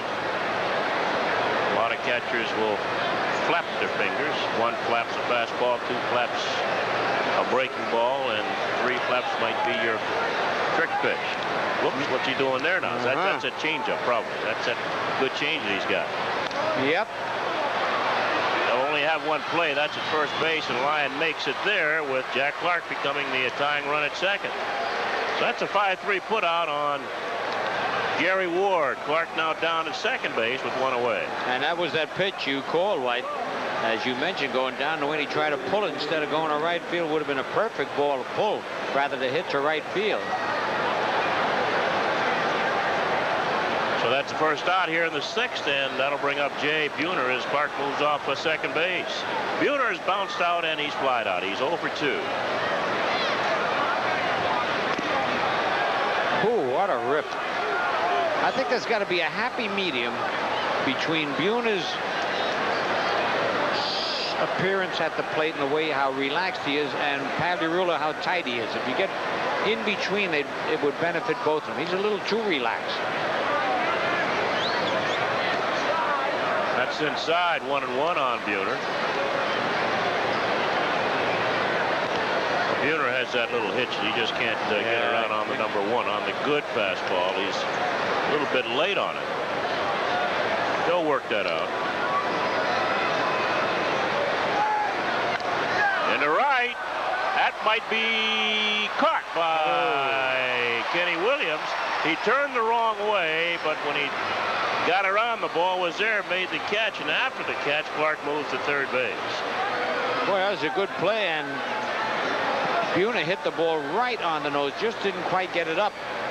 That was that ball going down and away, the same pitch that Ward tried to pull. Kenny Williams turned the right way, but when he righted himself, the ball was there.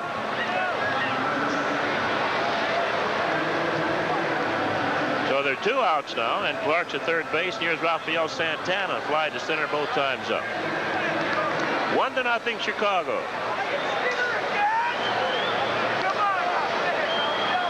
And the Yankees have already left 6 men on base. The only time they have not left a man on was in the third when they went 1-2-3.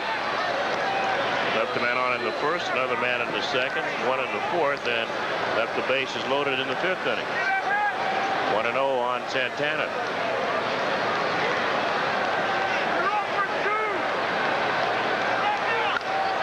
That's a fair ball. Extra bases. Got a tie ball game here as Jack Clark scores.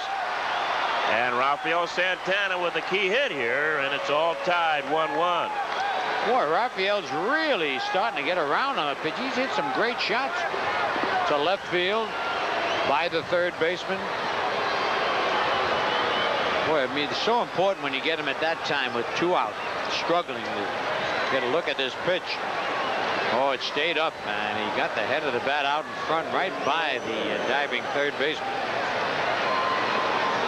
Well, you know, with Clark at third, you wonder why Lyons was playing that even with the bag, like Rabon. Oh, yes, you are right.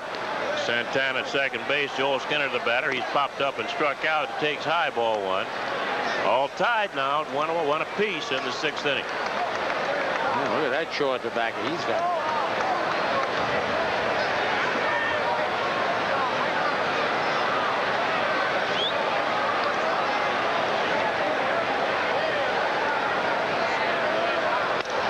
Broken bat fly ball. It might be trouble. It will fall. Holy cow. Santana will score, and the Yankees now lead 2-1. Oh, Skinner broke his bat, but got enough on the ball to loop it into shallow center field. Nobody could get it, and now it's 2-1 Yankees.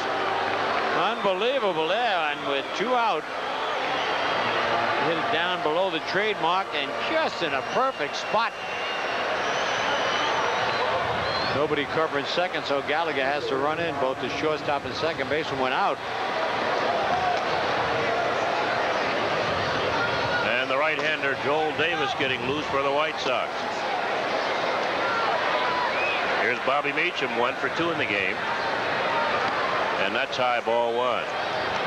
So Joel Skinner singles in his 11th run of the year. And it gives the Yankees a 2-1 lead in the 6th inning.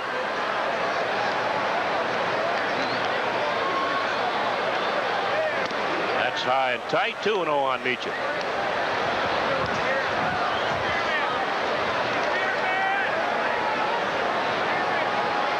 Meacham played shortstop at San Diego State. He also went to San Diego State baseball's commissioner. Who? Commissioner Uberov. He did? I believe so. 2-1 on Meacham. Meacham originally signed by the Cardinals.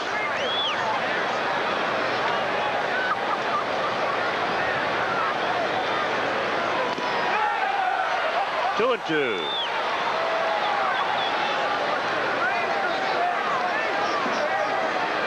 Dave LaPointe had pitched well and even up to this inning.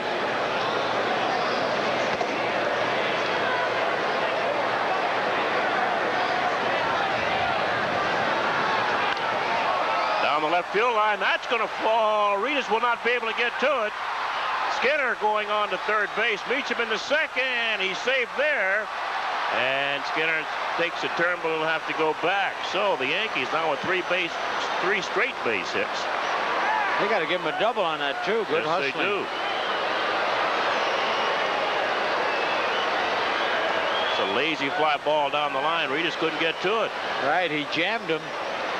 And Reedus didn't know whether to go to third or second, and then he goes to second. The ball bounces away as Manrique tried to make the tag.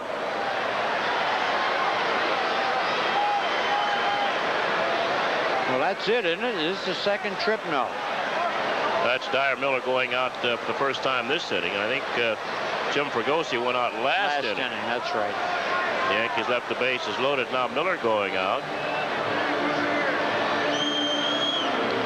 Boy, you never can tell, can you? The ones you'd figure least likely to come up with the clutch base hits have done it. Santana, Skinner, and Meacham.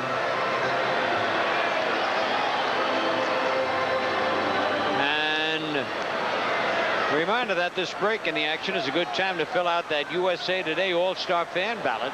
That's the one you picked up at the Budweiser and Bud Light display in your local store. Willie Randolph, the 7th Yankee batter here in the 6th inning. They lead 2-1 now. And Randolph takes a strike. Willie's 1 for 3. Pop to first, fly to right, and single to right.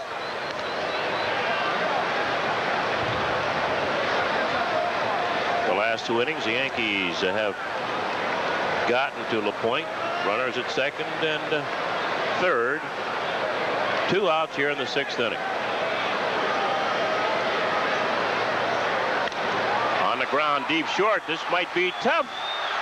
That's a pretty good throw, but he's saved. Holy cow. That throw is made off balance by Ozzie Guillen, and another run scores, and the Yankees now lead 3-1. Ozzie had a chance to take his stride, but he figured he had to hurry the ball. He got a lot on it. He did. He did. Push off. Watch this. It's going away. Perfect throw, too, but Willie beats it out. Very evident, but if he had taken that one step, he'd have been able to get a little more on it.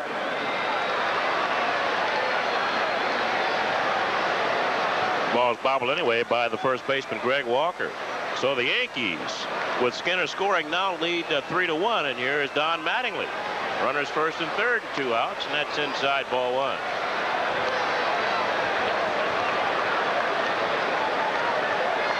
This inning started off with Jack Clark drawing a walk on 4 pitches. Ward bounced to third, Clark going to second. Then Buhner hit one hard, but was caught by Williams. This is straightaway center field. On the run is Dave Gallagher, and that'll retire the side. But not before the Yankees pick up 3 runs. And at the end of 5.5 innings, the Yankees lead the White Sox now 3-1. Look at the scoreboard. No other games in the American League. This is the only game being played, so the Yankees got a chance to pick up on everybody. In the National League, the Mets are leading Houston 12-4 in the 8th inning. And Cincinnati beat San Diego 4-3. Montreal leading Atlanta 6-0 in the ninth. Boy, Pete Rose is really having a rough year. I mean, they went a long losing streak. He was suspended. He got a ticket on Pete Rose way. He went to park. And Pete's doubling tonight as a clown. And no, not really. I see where Pete's son might not sign. He was drafted in the 12th round, but he says he's going to go to college. Yeah, I think it's a good idea because he didn't get a good offer. He says, I only got a $7,000 bonus offer. What'd you get bonus? Got a glass of milk and a ham sandwich, which you could get for 15 cents then in 1937.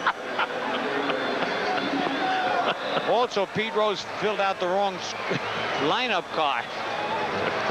And they're on him a little bit. His job might be in jeopardy. Funny for a manager, you can go from a hero as a great manager to a lousy manager in 1 year. Steve Lyons breaks away from a curveball that's inside, ball one. Yankees now leading 3-1 as we play in the 6th inning. It'll be Lyons, Baines, and Walker. 3 left-handed hitters against Tommy John. Lyons has walked and singled. That's a foul ball off first base. Close. First base umpire Larry Young made the call. The umpire was right in the right spot that time. Well, the American League umpires stay on the foul side of the line. The National League umpires straddle the line. I think I like straddling better. You like the National League way? Yes. Sometimes I'm forced to say things. If it's the truth. If it's the truth, I'll always be honest. Tell the truth. Curves wide. 2-1. Not always. I know that. I know you could.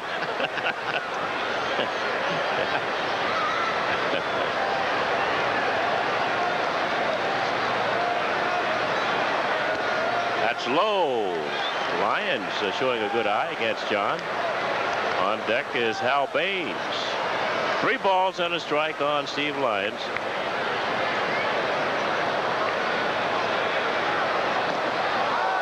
Curved him on 3-1. Now it's 3-2.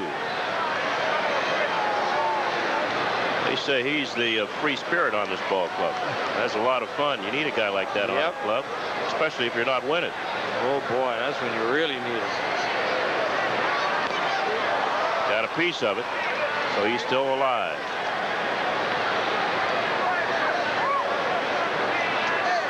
They've got the veteran Jerry Royce on this ball club. He's 6-4. He's having a good year. I'd like to follow him. He was available.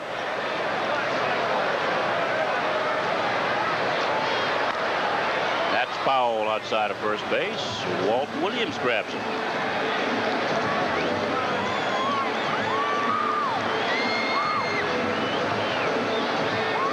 Well, the count remains 3 balls and 2 strikes on Steve Lyons.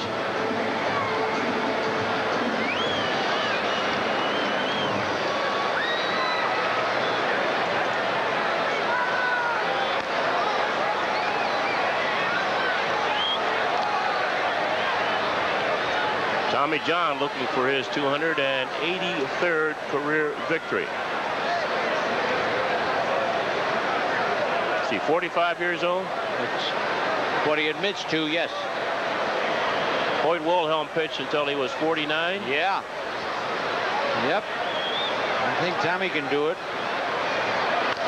That's a base hit to left. So Lyons battled John all the way, and he will not gamble. He'll hold at first base with a single. He's now 2 for 2 against John. How old was Phil Niekro? 45 or 46 when he finally retired? Yeah, I think he was at least 46. Hits this ball well, the opposite field. Breaking pitch, too. He was with the Red Sox at one time, wasn't he, Bill? Steve Lyons, yes. Yeah. Ward makes a good play. He was an outfielder with the Red Sox. Yeah. Stan Williams, the Yankee pitching coach, talking to Lou Piniella. Nobody's getting loose in the Yankee bullpen. The Yankees lead 3-1. And the batter now is Harold Baines, who was struck out and bounced out to the mound. He's 0 for 2. And Baines takes the strike. like he wants everything inside to pull it. Surprising. Got good power, left center.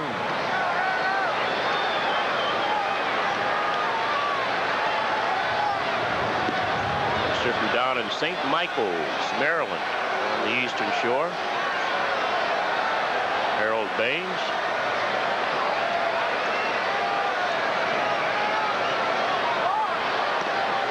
Two strikes on Baines.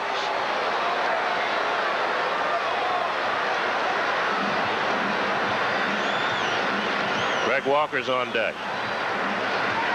White Sox have played well. They've won 6 of their last 10. They've played well lately. Of course, they lost Ivan Calderon. He's disabled. That's wide. Oh!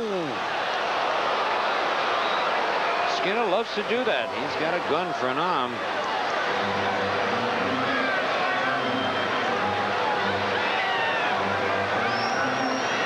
It's not an easy thing to do with the left-handed batter up there. Nope. Either.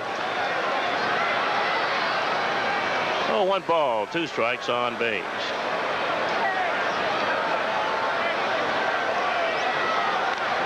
Straight away center field, Buhner right at him, and there's 1 away. That's the toughest ball for a center fielder. Really is. Really tough. Pick it up. You don't know whether it's going in or down. 81 pitches, somebody just said, for Tommy John.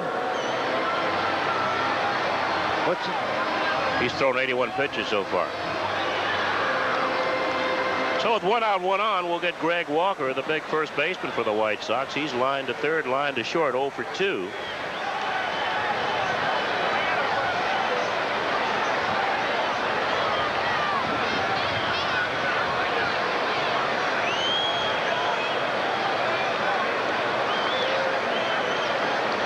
Walker, basically a low ball hitter, likes the ball out over the plate. John has been keeping the ball in on him and making him pull the ball. He does that there. Strike 1.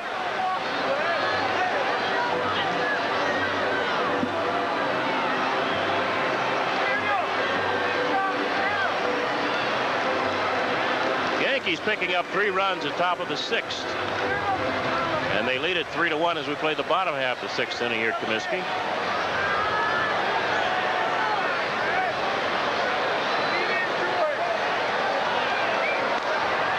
Base hit over Mattingly's head. That'll send the Lions to third base. So Walker went down, drilled a single to right field. Lions goes to third. Runners at first and third for the Sox. And the batter will be Dave Gallagher. Some stirring around going out in the Yankee bullpen.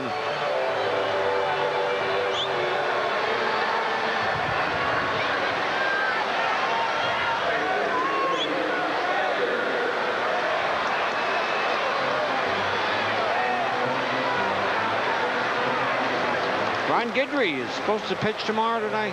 He'll lead the pitch tomorrow, Saturday. He's scheduled tomorrow. All right, Louisiana Lightning. So he's throwing nice and easy. Runners first and third, 1 away. And strike 1 on Gallagher. You mentioned Gallagher originally signed by the Cleveland Indians, picked up by the White Sox as a free agent and signed this year. Sent to Vancouver.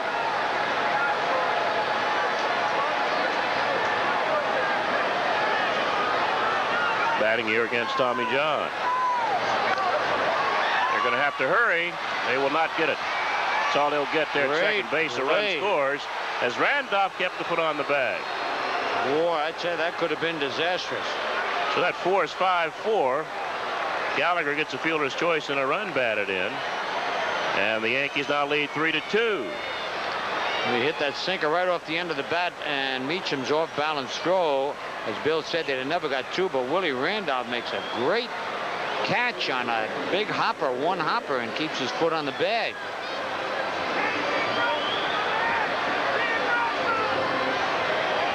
Just in time to get Walker, who really doesn't run that well. So the force at second, that's a second out. Gallagher now at first, and the batter is Kenny Williams, who's doubled and bounced out. This was popped up in the shallow center. Buhner coming on all the way. And the side is retired with the White Sox picking up a run on 2 hits. And on the Pepsi scoreboard, score at the end of 6. The Yankees 3, the White Sox 2. Joel Davis is the new pitcher for the Chicago White Sox. He's 0-1 this year, no saves.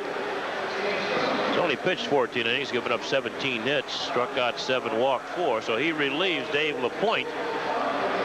LaPointe pitched well, Scooter. He just got touched up for the 3 runs in the 6th inning. Of course, the Yankees had him on the ropes in the 5th, but he got Winfield to fly to center field with the bases loaded. So now we're going to the 7th. The Yankees leading 3-2.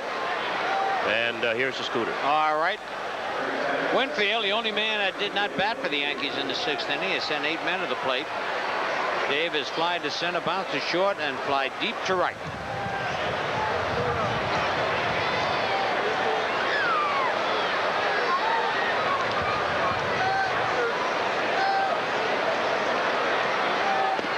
Good curveball, but a little low and away. Ball 1. A funny little kick on his left leg.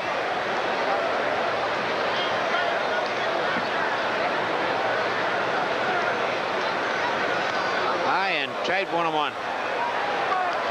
Make that 2-0.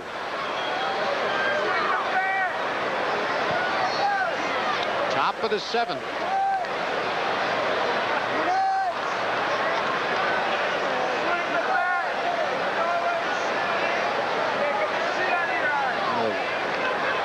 Bug flew in Winfield's eye, or what? He stepped back. Time, he's going to call time. Something is bothering his vision, and that's the best thing, to step back until it clears up. You don't want that ball coming in at 90 miles an hour and you don't see it.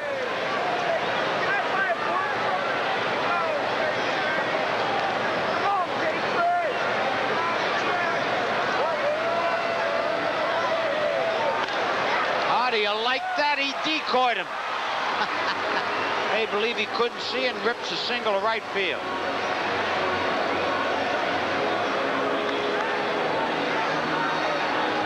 So Winfield, and one of the reasons he's hitting higher at this time of year than ever before is going to right field more, the way we know he can.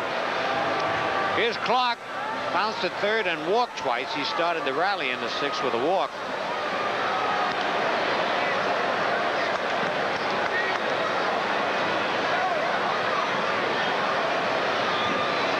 It is 15th homer last night against the Tigers.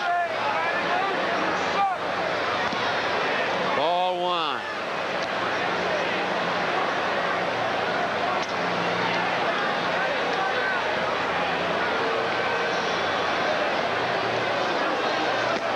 Rosenberg, the pitcher, loosening up in the bullpen. And it's 2 balls, no strikes. I know they're careful with Jack Clark, but it could be his weird stance that throws the pitches off, because they really have trouble throwing the ball over for strikes. Winfield leading away, nobody out. Hit as bad as he tried to duck out of the way of a bad pitch. So it's 2 balls and a strike.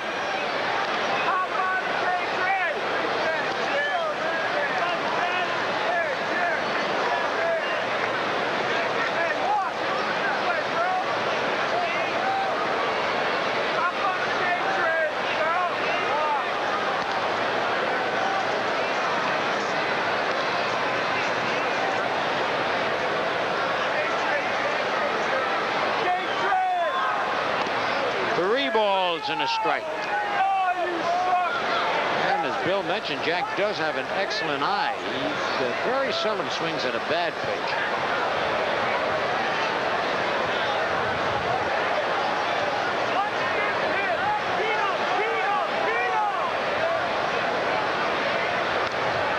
Oh, a little over. I took that pitch. Would have been ball 4, but it looked good up there around the letters.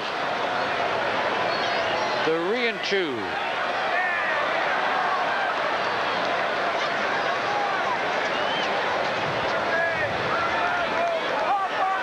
The score of the ball game. The Yankees leading 3-2 here in the top of the 7th. See if Winfield might be going on this. Well, he might, but Clark strikes out a lot. Yes, he does. He walks a lot also. He's going. Oh, that's gone. He's going, and it's gone. Holy cow. The Yankees now lead 5-2. And he chopped down on a high fastball. You mentioned the one before, Phil. You thought it might have been up and out of the strike zone. But he really got around on that high fastball. When Clark hits them, they jump out. They're not the towering kind. No, I know it. They go about 10, 15 rows in, but they're on a line. Oh, boy. His second home run as many nights, and we're going to have a visit from the pitching coach again. Look at it. And, well, fans, you know what happens every time a Yankee hits a home run. Hey, Jack Clark, this bud's for you. Watch him chop on this high fastball. Oh, that's what Mattingly used to do. And look at that. Boy, that bat right hand came right over. Same theory in golf. Get that top hand over, and you'll hit him a long ways. Wind couldn't affect that when he hit it so hard and so low. Home run number 16 for Mr. Clark. He's got 47 runs batted in. And missed the first part of the year. Yes, that's right. So the Yankees now leading 5-2. And Gary Ward the batter. Ward is double, line to left, bounce to third. And the curve bounces off the glove and back on the screen, ball one.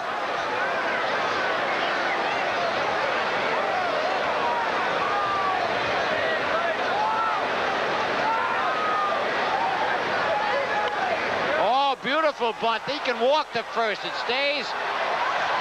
Holy cow. Beautiful bunt by Gary Ward. After a home run, it's always a good thing to do. The other team's a little shell-shocked. They're all playing deep, back on their heels. So Ward gets his second base hit. And we mentioned how heavy the grass is, how it slows it down. Right there, you see it. All right, Ward at first base, and the batter will be Jay Buhner, who's bounced out and flied out twice.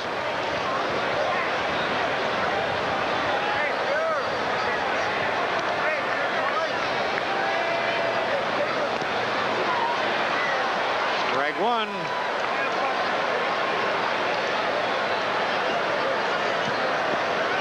There's some cut he takes.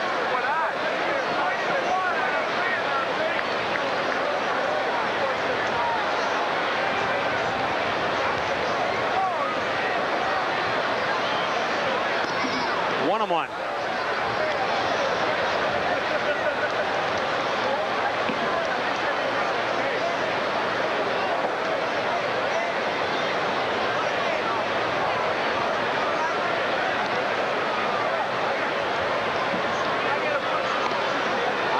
Two balls and a strike.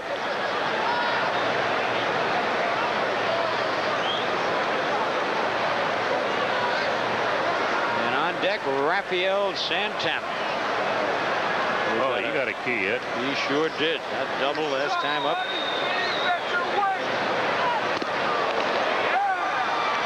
It's hard to see how he swings right through that ball. Just that wee bit late.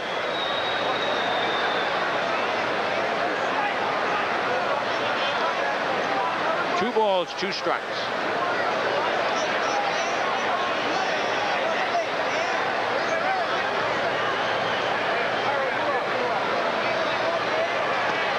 He got him. Kid really has got to be frustrated. You said he was on an 0 for 20. He would have been 0 for 20, and actually now he's 0 for 25, and he has struck out 14 times in those 25 plate appearances. That time he got it in on his hands. He could not open up at all. That might be the key. Think so? Have him open up a little bit, face the pitcher a little bit more so he can watch the ball a little better. You don't want to bother a kid while he's hitting, but when he is hitting, that's the time to try to change him. Right. All right, here's Santana, who's double foul as the hit and run was on. Ward running.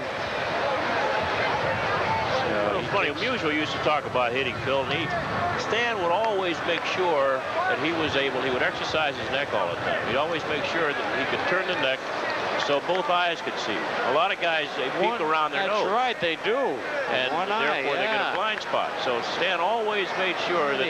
No wonder he was such a good hitter. He turned around, saw the pitch, and had his eyes level. Yeah. There are a lot of little things in hitting that people don't think about. Oh, boy, he knew all the tricks. And another bouncer foul. 0-2 on Santana. Always kept his eyelashes cut. No kidding. Yeah. The trainer who was in Doc Bowman, actually Bauman, although his brother Bowman was the trainer of the Giants. Yeah. But they spell their names differently. One B-A-U-M-A-N, one B-O-W-M-A-n. But he Doc would clip him, yeah? would keep his eyelashes clipped. Man, those good hitters, they...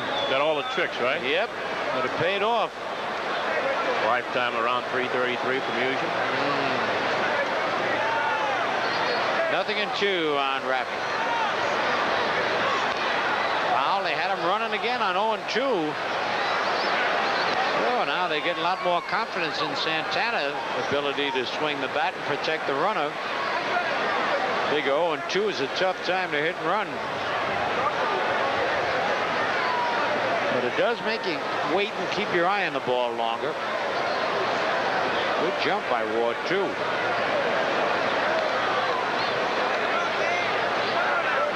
Raphael handles the ball well inside. Not too many hitters can do that. No, that's right. He has done a good job on it. Whoop.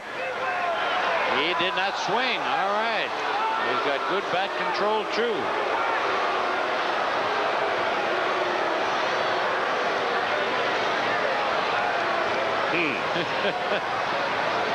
That camera caught a lot of guys out. Yeah, that bat went a long way. He sure did.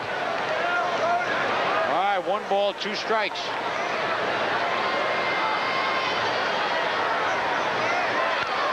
High fly to right. Going foul and caught by Williams, who's doing a fine job out in right field tonight. 2 away. And Ward talking to Walker. Kenny Williams out in right field. Looks a lot more comfortable out there than he did at third base. Oh, man, you could see he really was worried over there. And he was not smooth over there either, and he knew it. But he wasn't complained. a third baseman. That's right. He never complained. Yeah. All right, here's Skinner. Joel popped a short, struck out, and he got a big base hit in the 6th. I think we've lost the technicians in baseball. Yeah, really. In the old days, you perfected your position. Now they put you anywhere. So you got to be ready. You got to be a jack of all trades. A high drive to fairly deep right center. Gallagher there and makes the catch. But the Yankees pick up 2 runs on 3 hits, and at the end of 6½, it's the Yankees 5 and the White Sox. Change for the Yankees here in the bottom half of the 7th. Mike Pagliarulo goes in to play third base in place of Bobby Meacham, and Pagliarulo will bat 9th. All right, with the Yankees leading 5-2. Tommy John pitching to Fred Manrique, Ozzie Guillen, and Ron Karkovice. Manrique's bounced to first and line to left field.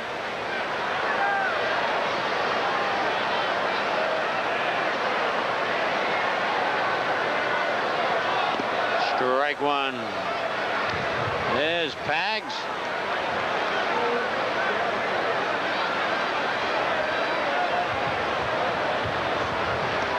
Swing and a miss. 0-2.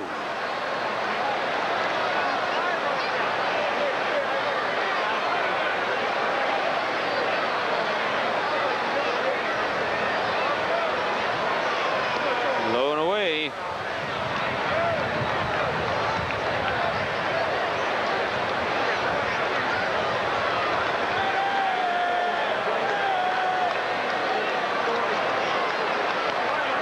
And he pulls it foul.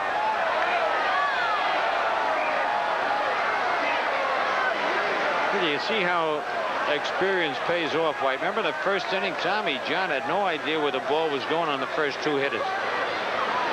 Walked Lyons on 4 pitch, got behind Ritas, and he doubled. Then he settled down. He's only... And a broken bat grounder. Randolph, good play. Quick thinking by Willie. He could not straighten up the throw overhand and flipped it backhand. Well, the other play, Randolph called Mattingly off. So Mattingly started for the ball. See Manrique stretching the ball, gets past Tommy John. There's Mattingly bouncing back, and a nice backhanded flip by Willie Randolph.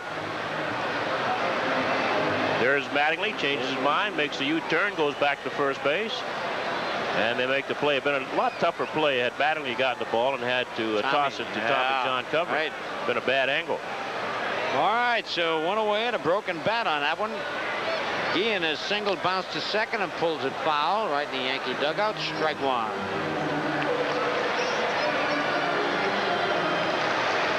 Kid worked with weights over the winter. Still was looking for his first home run this year, though. Good little shortstop. Oh, look at there. He's sleepy. Time for bed. 1-1 the count. Can't get babysitters. That's what happens. Inside 2-1. You're a future baseball fan. You bring them out here, get them used to the hot dogs. And That's a good idea, yeah. Yeah.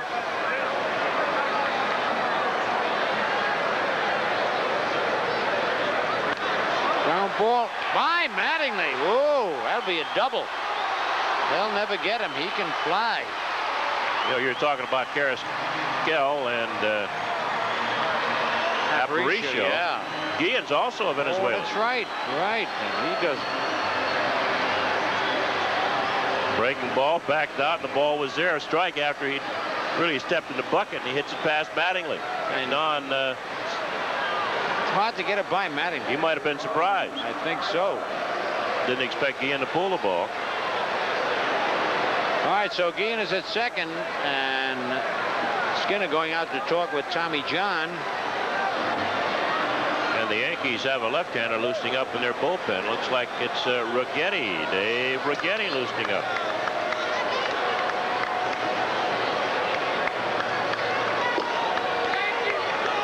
So Rags had a rough outing last time out. Better quit calling him Rags now. He doesn't like that?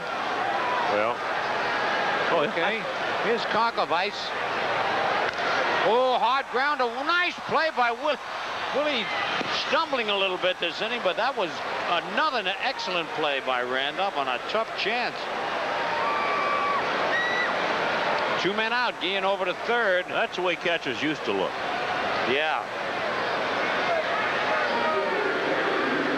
Hit that ball hard. Got it past John. There's Randolph stumbling. Stays up, though. Looks at third. Has plenty of time because Konkovic runs like most catchers run. So 2 men out, and now Gary Ritas, who doubled, bounced to third, line to short. Yankees lead 5-2.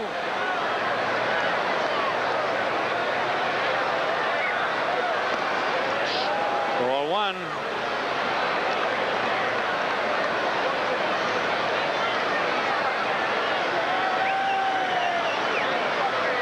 Bottom of the 7th.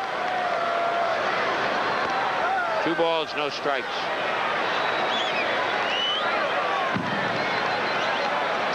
On deck, Steve Lyons. He's had a perfect night tonight, a walk and 2 base hits.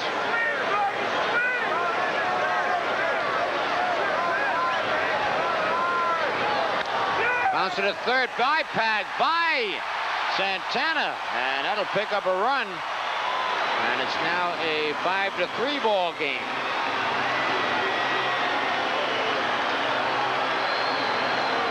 Ground ball hitting the perfect spot.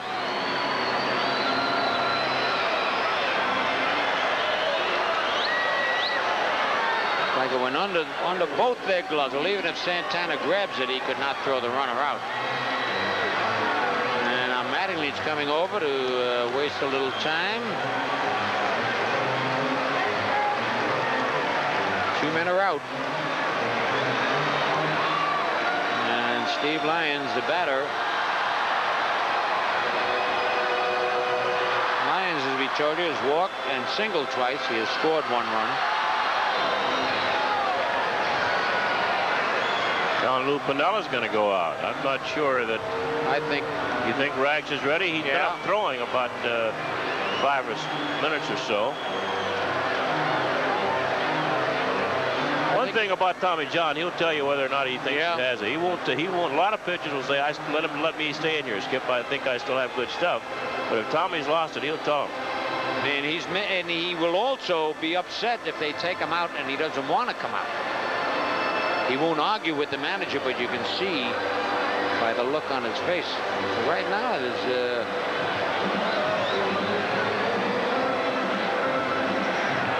yep, that'll do it. That's going to be all for TJ, and Righetti will be coming on. So while the pitching change is being made, let's pause for station identification.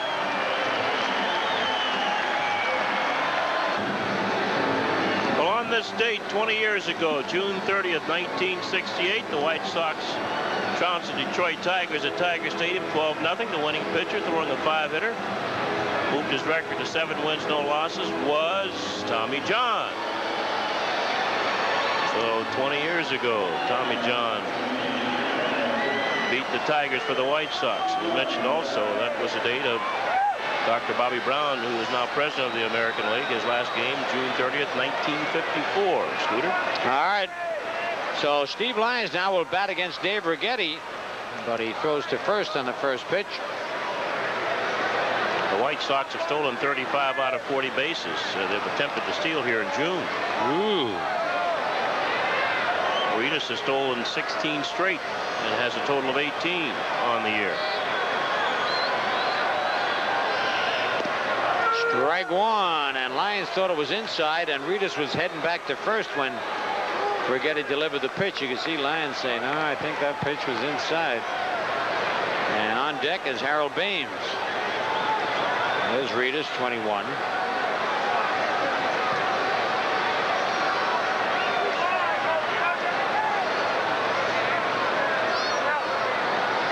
And he bunts. Righetti's going to have to hurry. No, they didn't get him. Skinner had a better shot at it. A beautiful bunt. That heavy grass just slowed it up. I think he tried to drag that ball, but it didn't go anywhere. Right. And he was fortunate that it didn't go anywhere because Skinner had to run out and get it. So he wants to drag this thing, and it hits something there and doesn't go too far. Skinner didn't have a good grip on it, and Lyons beats it out. All right, so it's first and second. Now Skinner's going to go out with one more look. You can see the grass how it just about dies. And he beats it out by a step. So first and second, 2 men out. 1 run is in. It's a 5-3 ball game, and here's Baines, who has struck out, hit to the box, and lined hard to center field.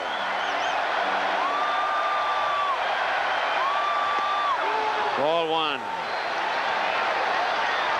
That element of surprise, just like Ward's bunt, caught him flat-footed. That one there did too, and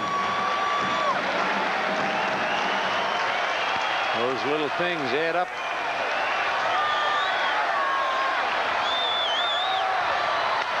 And a bouncer. Nice play, Randolph. They get the force play.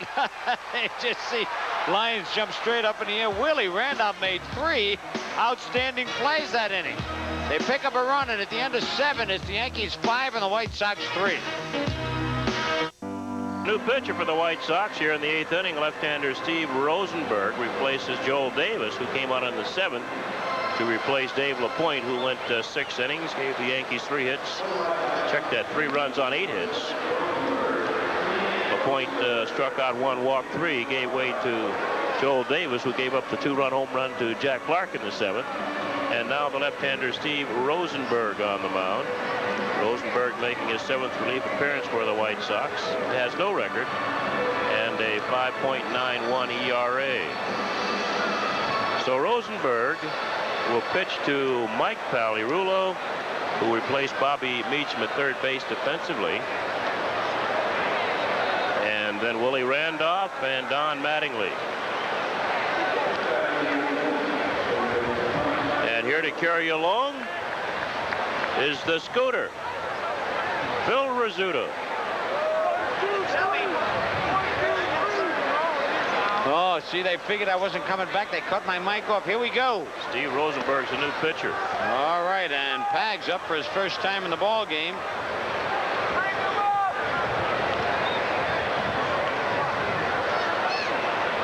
It's the third White Sox pitcher of the night. Did he check it? No, he did not. It's 1 ball, 1 strike. Mike really having a rough year, batting .221.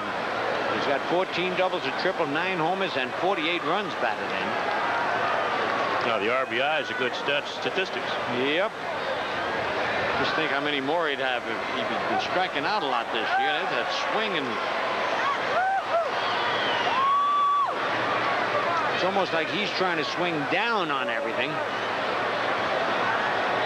That particular pitch was tough to swing down on. It was in the dirt. There it is again. Son of a gun. This youngster is from Brooklyn. Oh. Although he now lives down in Coral Springs, Florida. He was born in Brooklyn as we watch him strike out Pally Rule. In fact, his first pro contract was with the Yankees. Selected on the 4th round in June of 1986. Came here with Dan Pospa and Mark Salas. Was 4-1 at Columbus last year. You like that? All right, Willie Randolph takes a strike. Willie got a big base hit in the 6th inning. Single, a drive and a run. He's also singled and fly to right, popped to first. 1-1. Relief pitcher all the way in his career. In fact, he has not started a ball game. How do you like that? I know they start that now in the minor leagues. They groom him for relief pitching. Good curve, bounce to third. Nice play by Lyons on a bad hop, and he throws him out. Boy, he fielded that one with his stomach, but he stayed with it.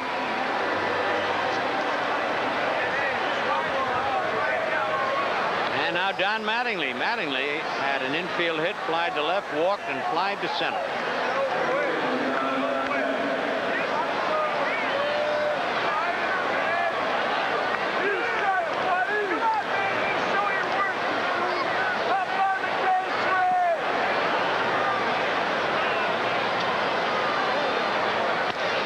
Broken bat, ground ball, and anybody other than Mattingly might have beat it out, but Mattingly is thrown out. 1, 2, 3 at the end of 7½. Yankees 5 and the White Sox 3. This is the only game going in the American League, and the Yankees are leading this one by a score of 5-3 over the White Sox. In the National League, a final score: Cincinnati beat San Diego 4-3. The Mets doubled up Houston. Mets 12, Houston 6. And another final, Montreal beat Atlanta 6-0.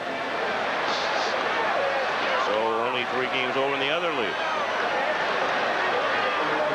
Scooter? All right, Greg Walker will lead it off. He's lined to third, line to short, and single to right field. Yankees lead at 5-3, are in the bottom of the 8th. Strike 1. Oh, Lou Piniella wanting to get Righetti back in his good pitching form for the stretch run after the All-Star break. Bounce to the second. Willie Randolph has it, and there's 1 man out. Willie is really... Well, even though he's not hitting, Scooter, the Yankees like him out there around the infield because he really... he turns a double play, he has good range, and when he's out there, I think the team looks a little better. Yeah, I think it's solidified a lot more. And I tell you, last inning he made 3 spectacular plays and gets the first ball here. So he's been involved in the last 4 consecutive outs. Make that 5. Make it 6. The last 6 outs, he's had a hand in it. And that's outside, ball 1.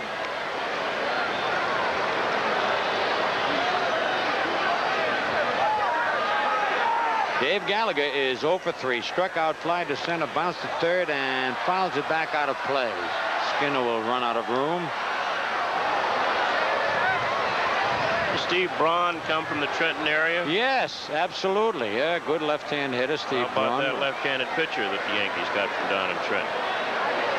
Gave up, didn't he give up, let's see, what did Al Downing? Gave up that Grand Slam home run to Oh, Kenny Al Boyer Downing. in the series. Oh, yes. He Al also, Downing from Trenton. let's see, what did he do? Did he catch Hank Aaron's That home was run, House. or did he throw it? He might have thrown it. House caught it. Oh, well, then he threw the pitch. I think Al's not working for the Dodgers on one of their telecasts. Oh, Al Clark, the umpire from that Trenton area. yeah. And there's a foul off to the left. Willie Mays played in Trenton. Yes, he did in the minor league. There's Harry Heller and Harry Danning, an old New York Giant catcher. How you doing, Harry? Good to see you. Oh, man, that brings back memories. Bouncer to short, and Santana throws him out 2-away. You used to watch Harry Danning play? Oh, Or yes. did you play with him? No, unfortunately, I didn't play with him or against him, but I watched him. What was your last year, Harry? 42 was his last year. I know what I Your used to... first year was what? 41. But I used to see Harry when Bill Terry was there, right? And Adolfo Lucchi, was he there then? Yeah. Oh, man, you guys are too young. You don't remember this. There's a fly ball to shallow right. Winfield. Nobody will get that. A lot of stumbling going on. Mattingly almost slipped and fell a couple of times there. So Kenny Williams gets his second base hit. And now that'll bring up the potential tying run. Fred Manrique. He's 0 for 3 tonight. Bounced to first, line to left, bounced to second.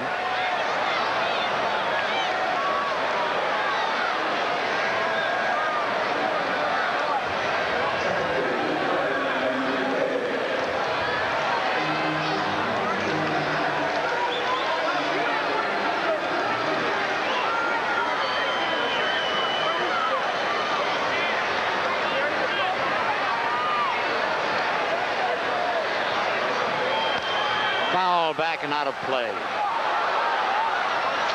2 men are gone.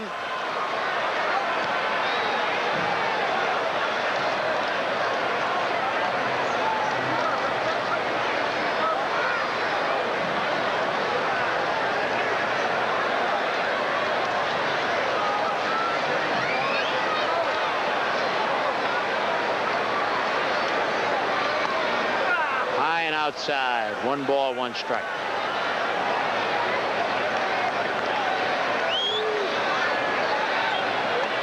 Ozzie Guillen on deck. Ozzie Guillen.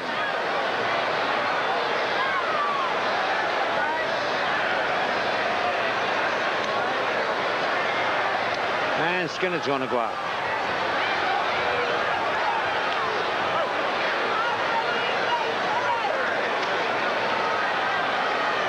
Forgetty's. I guess when you're getting them out, it looks like you're throwing the ball better than before, but it looks like he's got a little more mustard on his pitches tonight.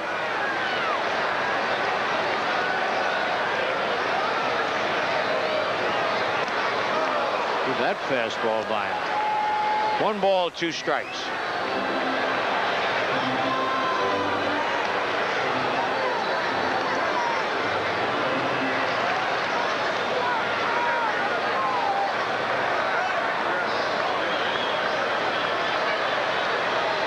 And a bouncer. Willie Randolph again, and he throws him out. Willie's all over the field. So at the end of 8 full innings, the score, the Yankees 5 and the White Sox 3. Yankee baseball are your local Hyundai dealers. We sell cars that make sense. Busch Beer, the beer with a taste as smooth as its name. Southwestern Bell Corporation, the one to call on. Con Edison, the energy of New York. The Daily News, New York's hometown paper. Nobody tells it like the Daily News. And by the New York Yankees. Well, the fans here showing socks. They want to save our socks to keep the Sox here in Chicago. As as Dave Winfield will lead off against Steve Rosenberg. Ninth inning, the Yankees leading 5-3. And Winfield takes a strike. Winfield is 1 for 4. He singled back in the 7th inning ahead of Jack Clark's home run.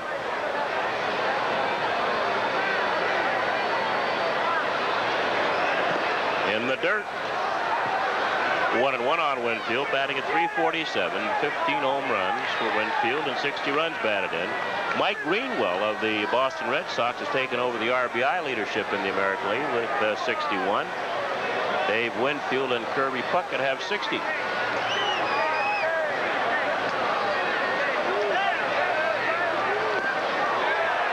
One ball, 2 strikes on Winfield.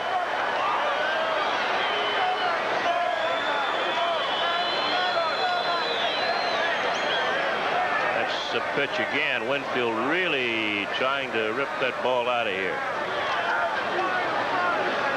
1-2 the count. Canseco leads the American League in home runs with 20. Corey Snyder of Cleveland has 17.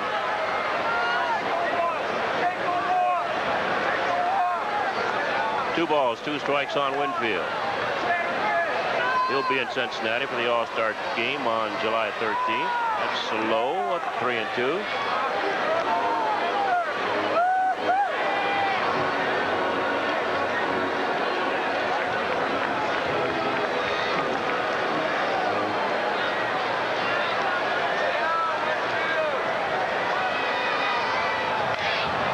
Up the middle, Guillen with a lot of range, and the shortstop makes a play, and there's one away. Ozzie Guillen got a big jump on that high hopper, and he throws out Winfield. There's one down here in the 9th inning for the Yankees. That'll bring up Jack Clark, who his last time up hit his 16th home run of the year. The leading vote getters in the National League for the All-Star game. Actually, that game will be on July 12th in Cincinnati. Gary Carter of the Mets, Will Clark of San Francisco, Ryan Sandberg of the Cubs. Bobby Bonilla is ahead of Mike Schmidt in the race for third base. One ball to strike on Clark. Ozzie Smith of the Cardinals would be the shortstop if the voting stopped. Darryl Strawberry, Andre Dawson, and Vince Coleman. They would be the outfield. 2 balls and a strike on Jack Clark. Did you read the American League? Nope. You may read the American League. I don't have it. I was just wondering if you read it while I was outside talking with Harry Danny. No, I was just catching up on the National League. We don't hear much about them. Gary Ward's on deck. And that's fouled back over our heads. What do you mean you don't hear much about that? The National League All-Star. We talk always about who's ahead in the American League. We thought we might let the fans know the National League. That's very kind of you. That's right. The other league has to live too. Oh. Got him. Clark's down on strikes. It's a breaking ball. Just turned over a little bit, and there are 2 outs. Yankees lead 5-3. 9th inning. It's out of the strike zone, I believe. Yep. It was so slow and tantalizing, he thought he could get it. Well, Skid Rosenberg has done a good job since coming on in the 8th inning. He's gotten all 5 Yankees out, struck out 2 of them, and the Yankees have not gotten the ball out of the infield against Mr. Rosenberg. This is Gary Ward, 2 for 4 in the ball game, and it's 1-0 on Ward. He's gradually getting his batting average up. He's at 223 now after being under 200 for a while. Oh, what do you do? Come back with the bat or what? Or a foul tip hit him off the shoulder? There's Herm Schneider, one of the former Yankee assistant trainers. Ooh, right off the shoulder. Got him on a mask, didn't it? Or his shoulder? No, on the shoulder, yeah. Just took part of the chest protector, but didn't help that much.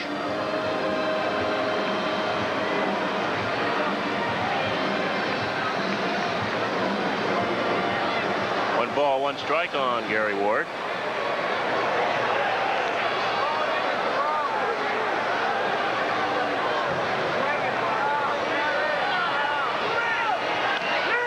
Turned it over, and Ward bounces to short. And that'll retire the side. So Steve Rosenberg retired all 6 Yankees. We're playing the bottom of the ninth. Yankees 5, White Sox 3.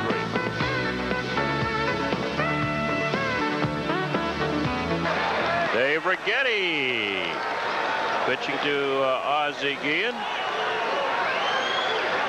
Russ Foreman on deck for the White Sox. Count 1-0 on Guillen. And that's 1-1. Yankees 5, White Sox 3. We're in the bottom half of the ninth inning. Ozzie Guillen so far in the ball game is 2 for 3. He has driven in a run and scored a run.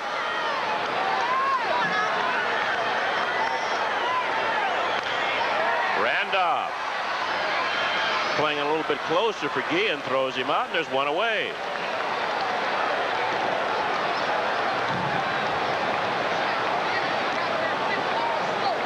So Willie Randolph, as Phil Rizzuto mentioned, having a busy night tonight. 10 chances for Willie right now.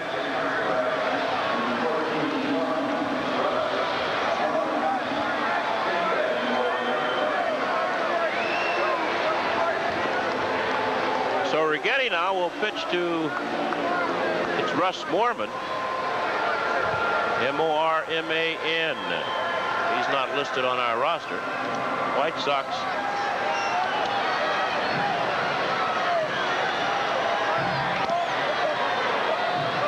Russ Moorman batting.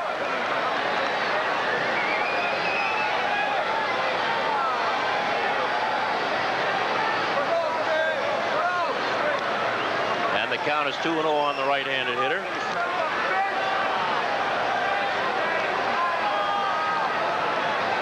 See Skinner motion to the left shoulder. He wants Righetti to throw at his left shoulder because his ball breaks back in. Into center field. Buhner started back. Now he hustles in, and there are 2 outs. Buhner almost misjudged the ball. He started back and ran it down for out number 2. So the Yankees 1 out away from opening series win here in Chicago. And it would be, should they hold on, their 5th straight win over Chicago this year without a loss. Here's Gary Arias. Arias has doubled and singled and driven in a run in 4 attempts.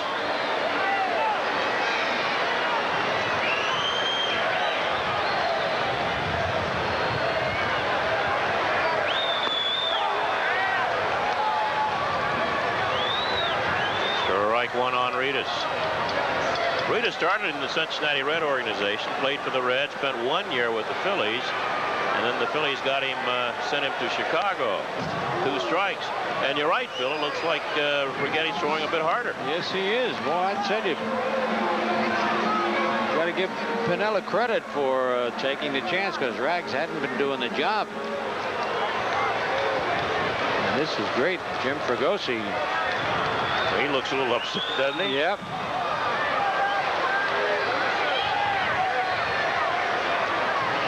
On deck is Steve Lyons.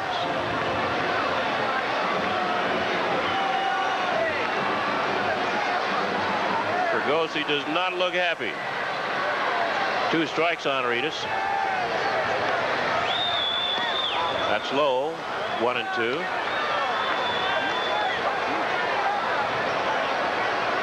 This is Righetti's 25th relief appearance. Only 10 saves this year, 1 more than Cecilio Guanti.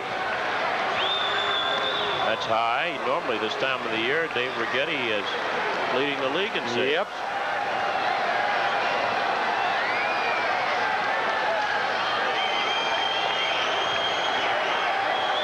I think Eckersley was leading the American League, maybe all the major leagues in saves. He got some jump. That's a base hit for Arias. Might be another extra base hit. And the tying run will come to the plate. Arias picks up his 2nd double and his 3rd base hit. They've all been to the left side. And this guy coming up, as we look at the replay here, is perfect. A walk and 3 singles. Boy, he went down and got that drilled into left field. Perfect spot. Well, Eckersley leads the major leagues in saves. He has 23. Jeff Reardon of Minnesota has 20. So Brighetti's going to win that Fireman of the Year award. He's got a lot of guys to jump over. Yep. Here's Lyons. Steve Lyons is a perfect 3 for 3. Got a bunt base hit off Brighetti in the 7th inning. Single twice off Tommy John, once in the 3rd, once in the 6th. And he takes a strike. Must not like that ball inside. No, he keeps ducking away. Tommy John threw him a couple that were almost strikes. He thought we were going to hit him. There's Reedus down at second base. There are 2 outs. The Yankees leading by 2. And on deck, Hal Baines.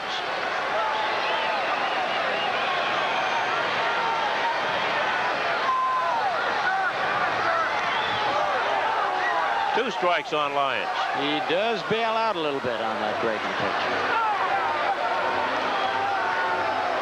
Doesn't try to pull it, though. No. Stays with it and tries to go to left field with it. 0-2 with 2 outs. And a runner at second base. And the Yankees are leading by 2. Each team with 11 base hits. Neither team has made an error. The Yankees 5, the White Sox 3. Into shallow right center. Dave Winfield will get there, and he calls, and the ball game is over. For the White Sox in the 9th inning, no runs, a base hit. They leave a man on base, and the final scores. The Yankees move within a game and a half of the Tigers. The Yankees 5, the White Sox 3. Well, Scooter, and what might be the last game that our Yankee fans will see from this ballpark, because I suppose they still have that midnight deadline, and if the state legislature doesn't approve of the funds to build that new park, evidently the White Sox owners have signed an agreement to go to St. Petersburg. Yes, they've already signed a 15-year lease to play in the new Dome Stadium, which will not be ready for next year. They have to play the games at Al Lang Field, where you used to train and we used to play our exhibition games. But the White Sox wanted to stay here, but this being an election year, as we mentioned, they just can't see their way clear to give them what they want and, you know, expend all that money for a new stadium. Well, and tonight the Yankees beat the White Sox by a score of 5-3, and I think on the plus side, Tommy John winning his 283rd ball game, and Dave Righetti coming out of the bullpen and looking pretty good. I think that was a big plus in that ball game. And Willie Randolph, you know, people say, well, you know, Willie's hurt, and but when he gets in there, and as Bill says, even though if he doesn't hit, but he did hit tonight, got a couple of clutch base hits. He made so many plays in the field to save runs. That's what the Yankees need. And again, it was a team effort. Jack Clark with the home run actually provided the winning margin. Right, actually that big 2-run homer, that was it. That's all you need from the big guy. One hit a game as long as it's a home run. On the other plus side, by winning tonight, the only game being played in the American League, the Yankees gain a half game on the Detroit Tigers. And everybody behind them, too. The Red Sox are sneaking up there, and Toronto. You know, talking about the Red Sox, when the Yankees were in Boston, they were talking about, let's get rid of John McNamara. That's right. Now, and now I guess we could say McNamara has him there, but it's a ball club that wins or loses. Oh, sure, it certainly is. So managers are overrated, you know that. That's why you want to manage. Yes. Well, the Yankees, anyway, they win it by a score of 5-3. 5 runs, 11 hits, no errors for the Yankees. 3 runs, 11 hits, no errors for the Chicago White Sox. Tommy John won it. He's now 6-2. Righetti gets his 11th save. And Dave LaPointe, Lord, he pitched a pretty good ball game. He's 6-8 now. He's a hard luck loser. And we'll be back with more right after this. Well, the Yankees win it 5-3. The totals in the ball game. For the Yankees, 5 runs, 11 hits, no errors. And for the Chicago White Sox, 3 runs, 11 hits, no errors. The winning pitcher is Tommy John, 6-2. Righetti gets his 11th save. Dave LaPointe, the loser, he's 6-8. So that's it from Comiskey Park. Our next Yankee telecast will be on Tuesday, July 5th at 8:30 when the Yankees meet the Texas Rangers right here along the Yankee Baseball Network.